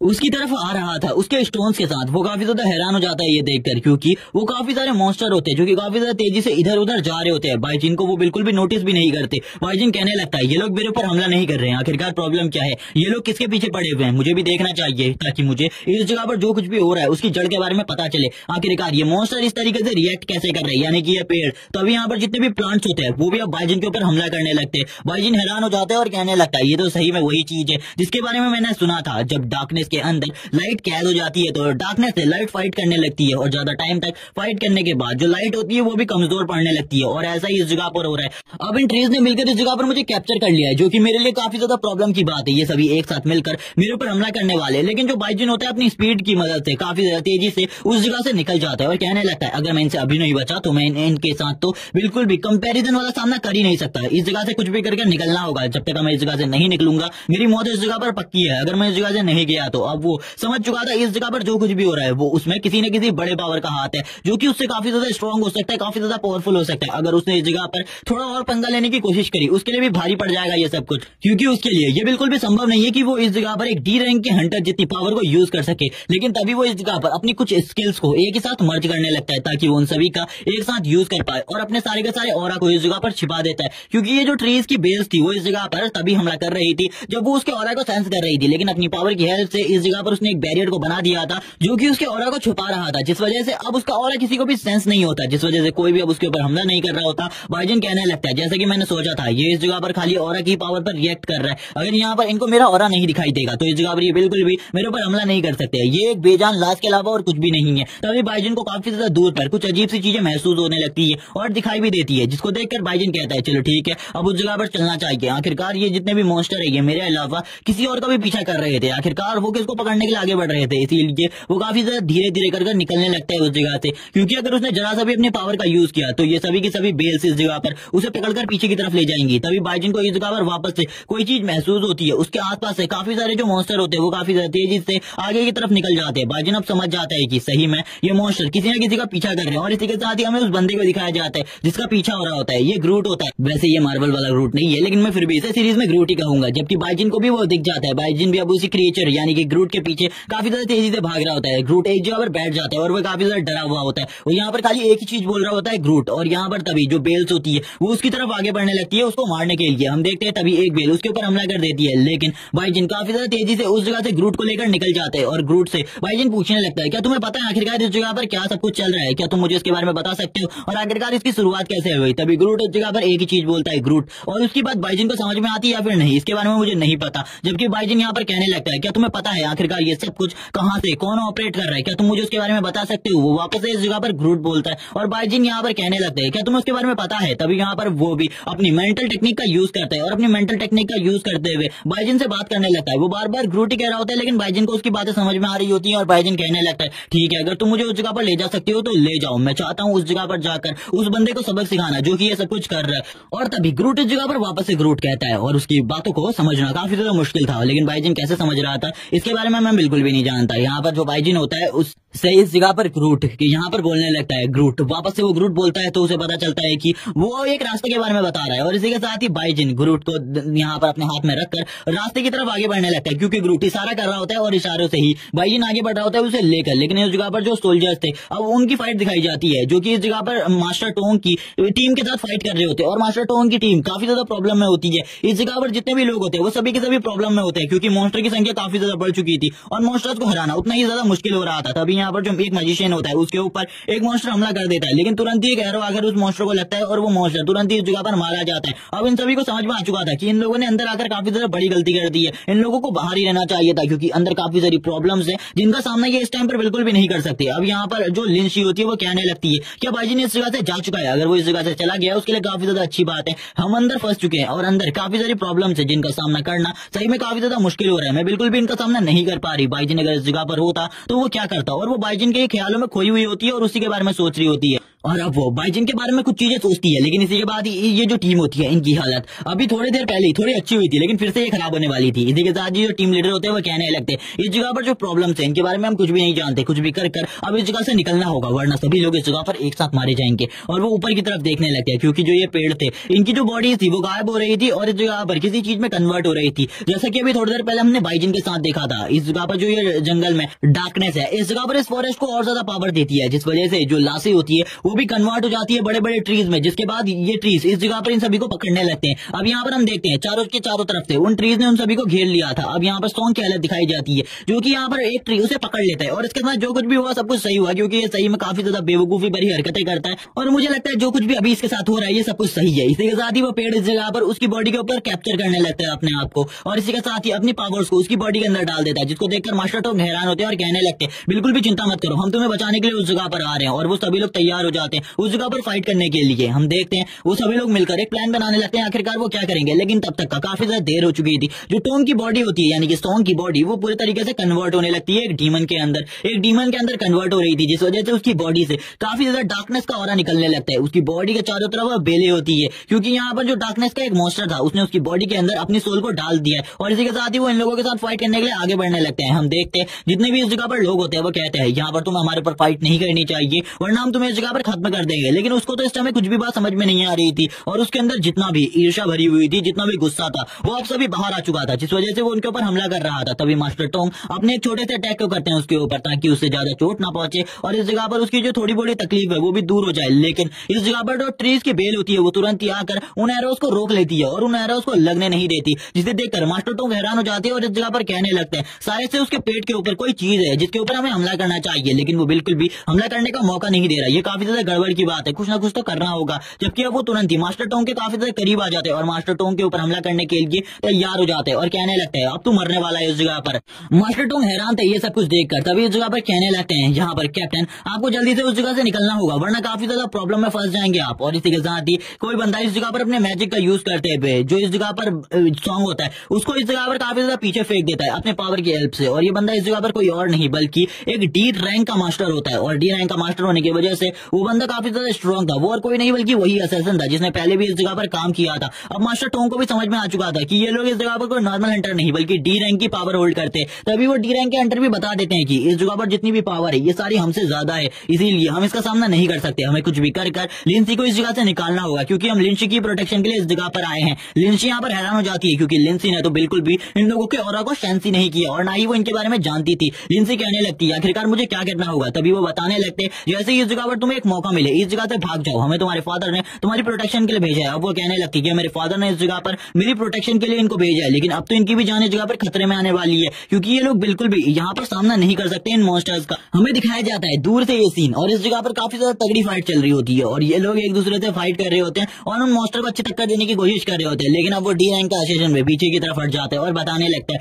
ये यहाँ पर डी रैंक के पीक को अचीव कर चुका है जिस वजह से मैं बिल्कुल भी इसका सामना नहीं कर सकता और पावर के मुकाबले में तो ये मुझसे काफी ज्यादा सुपीरियर हो चुका है। है, इसीलिए इससे हम बिल्कुल भी फाइट नहीं कर सकते। हम देखते उसकी बॉडी पूरे तरीके से चेंज हो चुकी थी। अब जो बॉडी के ऊपर आर्मर था वो यहाँ पर वुड के ऊपर कन्वर्ट हो चुका था, जिस वजह से अब उसकी बॉडी काफी ज्यादा अजीब लग रही थी, एक अनफ्लश डीमन की तरह। और इसी के साथ ही वो काफी ज्यादा जोर से रोर करने लगता है। तभी जो इस जगह पर मैजिशियन होता है वो कहता है लिंशी से, तुम इस जगह से जल्दी निकलो प्रिंसेस, हम यहाँ पर कुछ देर के लिए इसे रोकते हैं, उसके बाद हम भी इसे नहीं रोक पाएंगे। लेकिन लिंशी इसके लिए मना करती है। तभी वो कहने लगता है आपको जाना होगा इस जगह से, वरना आप ही हम ही लोगों के साथ मारी जाएंगे। और वो वापस अपने मैजिक का यूज करने लगते हैं। और इस जगह पर जो फाइट होती है वो धीरे धीरे कर और ज्यादा इंटेंस होती जा रही थी। और वो तुरंत ही लिंशी को काफी ज्यादा तेजी से इन पेड़ को काटते हुए पीछे की तरफ भेज देते हैं। और लिंशी ये देखकर हैरान हो जाती है और बोलने लगती है आखिरकार आप लोगों ने ऐसा क्यों किया, आप लोगों को भी मेरे साथ आना चाहिए था। लेकिन अब उस जगह पर जो फाइट थी वो स्टार्ट हो चुकी थी। तभी उस जगह पर कुछ ई रैंक के मॉन्स्टर लिंसी को मारने के लिए आगे बढ़ने लगते और लिंसी काफी ज्यादा तेजी से उस जगह से भाग रही होती है। अब लिंसी भी काफी ज्यादा डर चुकी थी, जैसे कि उस टाइम पर हमने ग्रूट को देखा था डरते हुए। लिंसी यहाँ पर रो रही होती है और कहने लगती है उन लोगों को मैं बिल्कुल भी इस तरीके से मरता हुआ नहीं देख सकती, मुझे भी उस जगह पर फाइट के लिए जाना होगा। लेकिन तभी वो डीमन सामने आ जाते हैं और उसके ऊपर हमला करने लगते हैं। और लिंसी की हालत इस टाइम पर काफी ज्यादा खराब थी। लेकिन तभी उस जगह पर बाइजिन आ जाता है और बाइजिन आते हुए अपने स्लैशेस का यूज करता है। हम देखते हैं उसके स्लैशेस इतने ज्यादा खतरनाक हो चुके थे, वो एक ही एक अटैक में इस जगह पर सारे के सारे ई रैंक के मॉन्स्टर को मार देता है। लिंसी इस जगह पर बाइजिन को देखकर हैरान होती है। बाइजिन उससे कहता है कि तुम ठीक हो इस जगह पर, बाकी सभी भी क्या ठीक है, यहाँ पर जो मास्टर टोंग है आखिरकार वो कहाँ है, और तुम्हारे साथ बाकी जो डी रैंक के हंटर थे वो भी कहाँ है। तभी वो बताती है कि वो उस जगह पर फंसे हुए हैं, उनको वो मॉन्स्टर मार डालेंगे क्योंकि सॉन्ग की बॉडी के अंदर अब एक मॉन्स्टर आ चुका है। और तभी वो बाइजिन को सामने का नजारा भी दिखाती है कि उनको इस जगह पर सारे के सारे तरफ से इन प्लांट टाइप मॉन्स्टर्स ने घेर लिया है, जो कि ग्रूट की तरह लग रहे थे लेकिन ग्रूट के बिग फॉर्म की तरह। लेकिन इसी के साथ ही जो बाइजिन होता है वो इस जगह पर लिन वेई को यानी कि लिंशी को वो पकड़ लेता है कमर से और यहाँ पर कहने लगता है शांत हो जाओ। और वो उसे ये भी बताता है कि वो इस टाइम पर उसका ऑरा छिपा रहा है, वो काफी ज्यादा कमजोर है, जिस वजह से वो इस जगह पर और किसी चीज का यूज नहीं कर सकता उसके ऑरा को छिपाने के लिए। और वो इस काम को कर रहा है, यहाँ पर उसे करने दो। और यहाँ पर हम देखते हैं ये सीन जो होता है वो काफी ज्यादा अलग लग रहा होता है, ऐसा बिल्कुल भी नहीं लग रहा होता वो उसके ऑरा को छिपाने की कोशिश कर रहा है, वो यहाँ पर कुछ और ही कर रहे हैं ऐसा लग रहा होता है। जबकि जो बाइजिन होता है वो यहाँ पर कहने लगता है मैं जिस टेक्निक का यूज कर रहा हूँ इस टेक्निक को मैं और ज्यादा अच्छे तरीके से यूज कर पाता तो काफी ज्यादा अच्छा होता। जबकि अब जो लिंशी होती है वो बाइजिन की तरफ काफी ज्यादा शर्म की नजरों से देख रही होती है और शर्मा भी रही होती है, जबकि बाइजिन भी दूसरी तरफ मुंह करते हुए शर्मा रहा होता है और कहने लगता है मुझे इस टाइम पर पता है आखिरकार जो मैं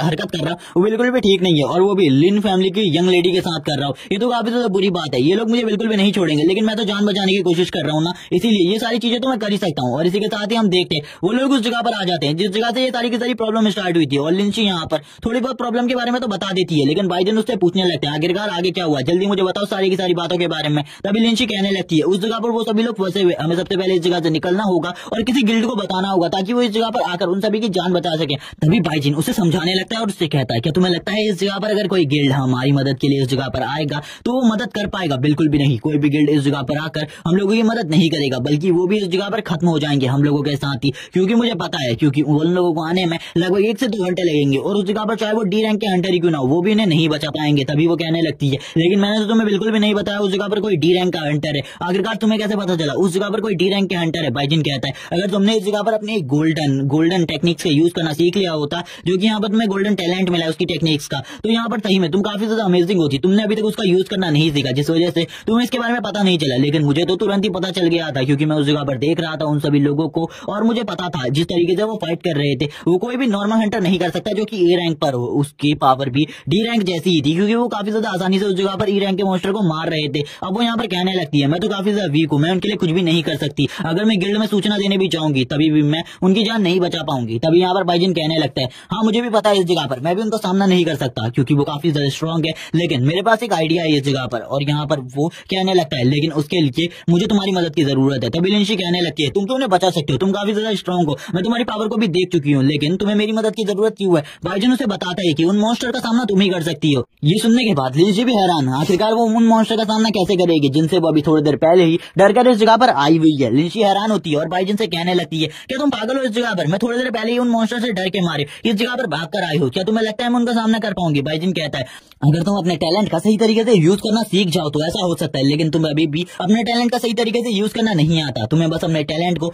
सही तरीके से यूज करना सीखना होगा। और इसी के साथ ही बाइजिन कहने लगता है तुम शायद से इन सब चीजों को काफी ज्यादा जल्दी सीख जाओगी, ये काफी ज्यादा अच्छा होगा तुम्हारे लिए। लेकिन लिंशी को तो कोई भी बात समझ में नहीं आ रही होती बाइजिन की। बाइजिन यहाँ पर उसे समझाता है अगर तुम टैलेंट का यूज करना नहीं सीखे हमारे लिए काफी ज्यादा प्रॉब्लम होगी उस जगह पर फाइट करने में, क्योंकि तुमने जैसे कि बताया उसकी पावर डी रैंक से भी आगे पहुंच चुकी है, तो मैं बिल्कुल भी उसका सामना नहीं कर सकता, क्योंकि चाहे मैं कितना ही केपेबल क्यों ना हो जाऊं मैं एक डी रैंक के हंटर का सामना नहीं कर सकता। और वैसे भी वो तो डी रैंक के पीक पर पहुंच चुका है और डी रैंक के पीक वाले बंदे से सामना करना मेरे लिए असंभव है। इसी के साथ ही सीन दिखाया जाता है। हम देखते हैं उस जगह पर अभी भी फाइट चल रही होती है, यहाँ पर सॉन्ग के उस मॉन्स्टर ग्रुप के बीच में और यहाँ पर उन सभी असेसन और उन मास्टर के बीच में। वो मास्टर कह रहे होते हैं अभी तो यहाँ पर काफी ज्यादा प्रॉब्लम में फंस चुका हूँ, मैं बिल्कुल भी और ज्यादा टाइम तक सामना नहीं कर सकता इस बंदे का। हम देखते हैं उस जगह पर 2 लाशें पड़ी हुई होती है, या फिर वो बेहोश है इसके बारे में नहीं बताया जाता। वो ऊपर से देख रहे होते हैं और कहने लगते हैं वो शायद से अभी भी उनके साथ ही फाइट कर रहे हैं, ये तो काफी ज्यादा प्रॉब्लम है। यहाँ पर लिंसी कहने लगती है तुम उन्हें बचा लो, तुम उन्हें बचा सकते हो। बाइजिन कहता है मैं तुम्हें कितने बार कह चुका हूँ इस जगह पर अपनी टेक्निक का जब तक तुम यूज करना नहीं सीखोगी हम उनका सामना बिल्कुल भी नहीं कर सकते, ये सब कुछ तुम्हारे ऊपर है।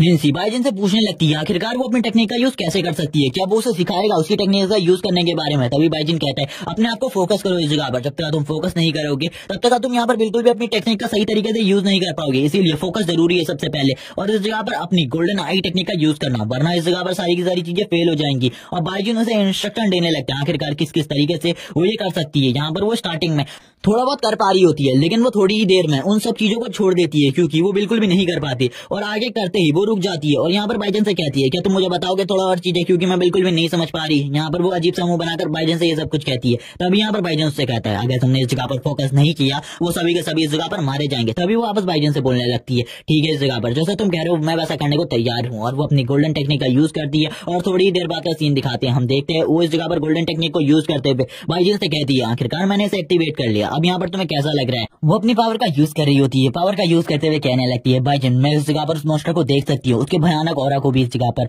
बाइजन कहने लगता है मैंने तुम्हें इस जगह पर जो चीजें करने को कही है उन चीजों को करो, बिल्कुल भी किसी दूसरी चीज की तरफ डिस्ट्रैक्ट होने की जरूरत नहीं है। यहाँ पर बाइजन काफी ज्यादा गुस्से में होता है लेकिन फिर भी काफी ज्यादा शांति से उससे बात कर रहा होता है। तभी बाइजन कहता है जो मैंने तुमसे कहा उस काम को करो जल्दी से जल्दी, क्योंकि यहाँ पर बिल्कुल भी ज्यादा टाइम नहीं है उन लोगों के पास, थोड़ी ही देर में वो इस जगह पर मारे जाएंगे, जल्दी करो। तभी वो यहाँ पर कहने लगती है ठीक है मैं इस जगह पर उसके पावर लेवल को चेक कर पा रही हूँ। वो तभी यहाँ पर कहने लगती है मैं उसे देख सकती हूँ अब इस जगह पर। वो कहती है इस जगह पर जो उसका ऑरा है वो सही में भयानक है, उसकी बॉडी से जितना भी ऑरा निकल रहा है उस ऑरा के प्रेशर को देखकर मेरे यहाँ पर पहले ही पसीने छूट रहे। और तभी बाइजन उससे कहता है ये सब चीजें देखने के लिए मैंने तुम्हें कहा था, मैंने यहाँ पर इन सब चीजों के बारे में नहीं कहा, तुम अपने वीक पॉइंट के बारे में जिस तरीके से जानती हो उसी तरीके से तुम उस मॉन्स्टर के वीक पॉइंट्स के बारे में भी जान सकती हो गोल्डन आई की पावर का यूज करते हुए, इसीलिए जल्दी से उसके वीक पॉइंट्स देखो और मुझे बताओ ताकि मैं उसके ऊपर हमला कर सकूं। तभी वो इस जगह पर उसको देखने लगती है और यहाँ पर इस आई का यूज करते हुए उसे थोड़ी बहुत प्रॉब्लम भी हो रही होती है, लेकिन फिर भी वो इस जगह पर इन सभी चीजों को कर लेती है और कहने लगती है मैं उसकी बॉडी के अंदर एक अजीब सी चीज है जिसके बारे में मैं नहीं जानती, वो शायद से उसका कोर है जिसका यूज करते हुए वो अपनी पावर को इतना बढ़ा पा रहा है, वरना इस टाइम पर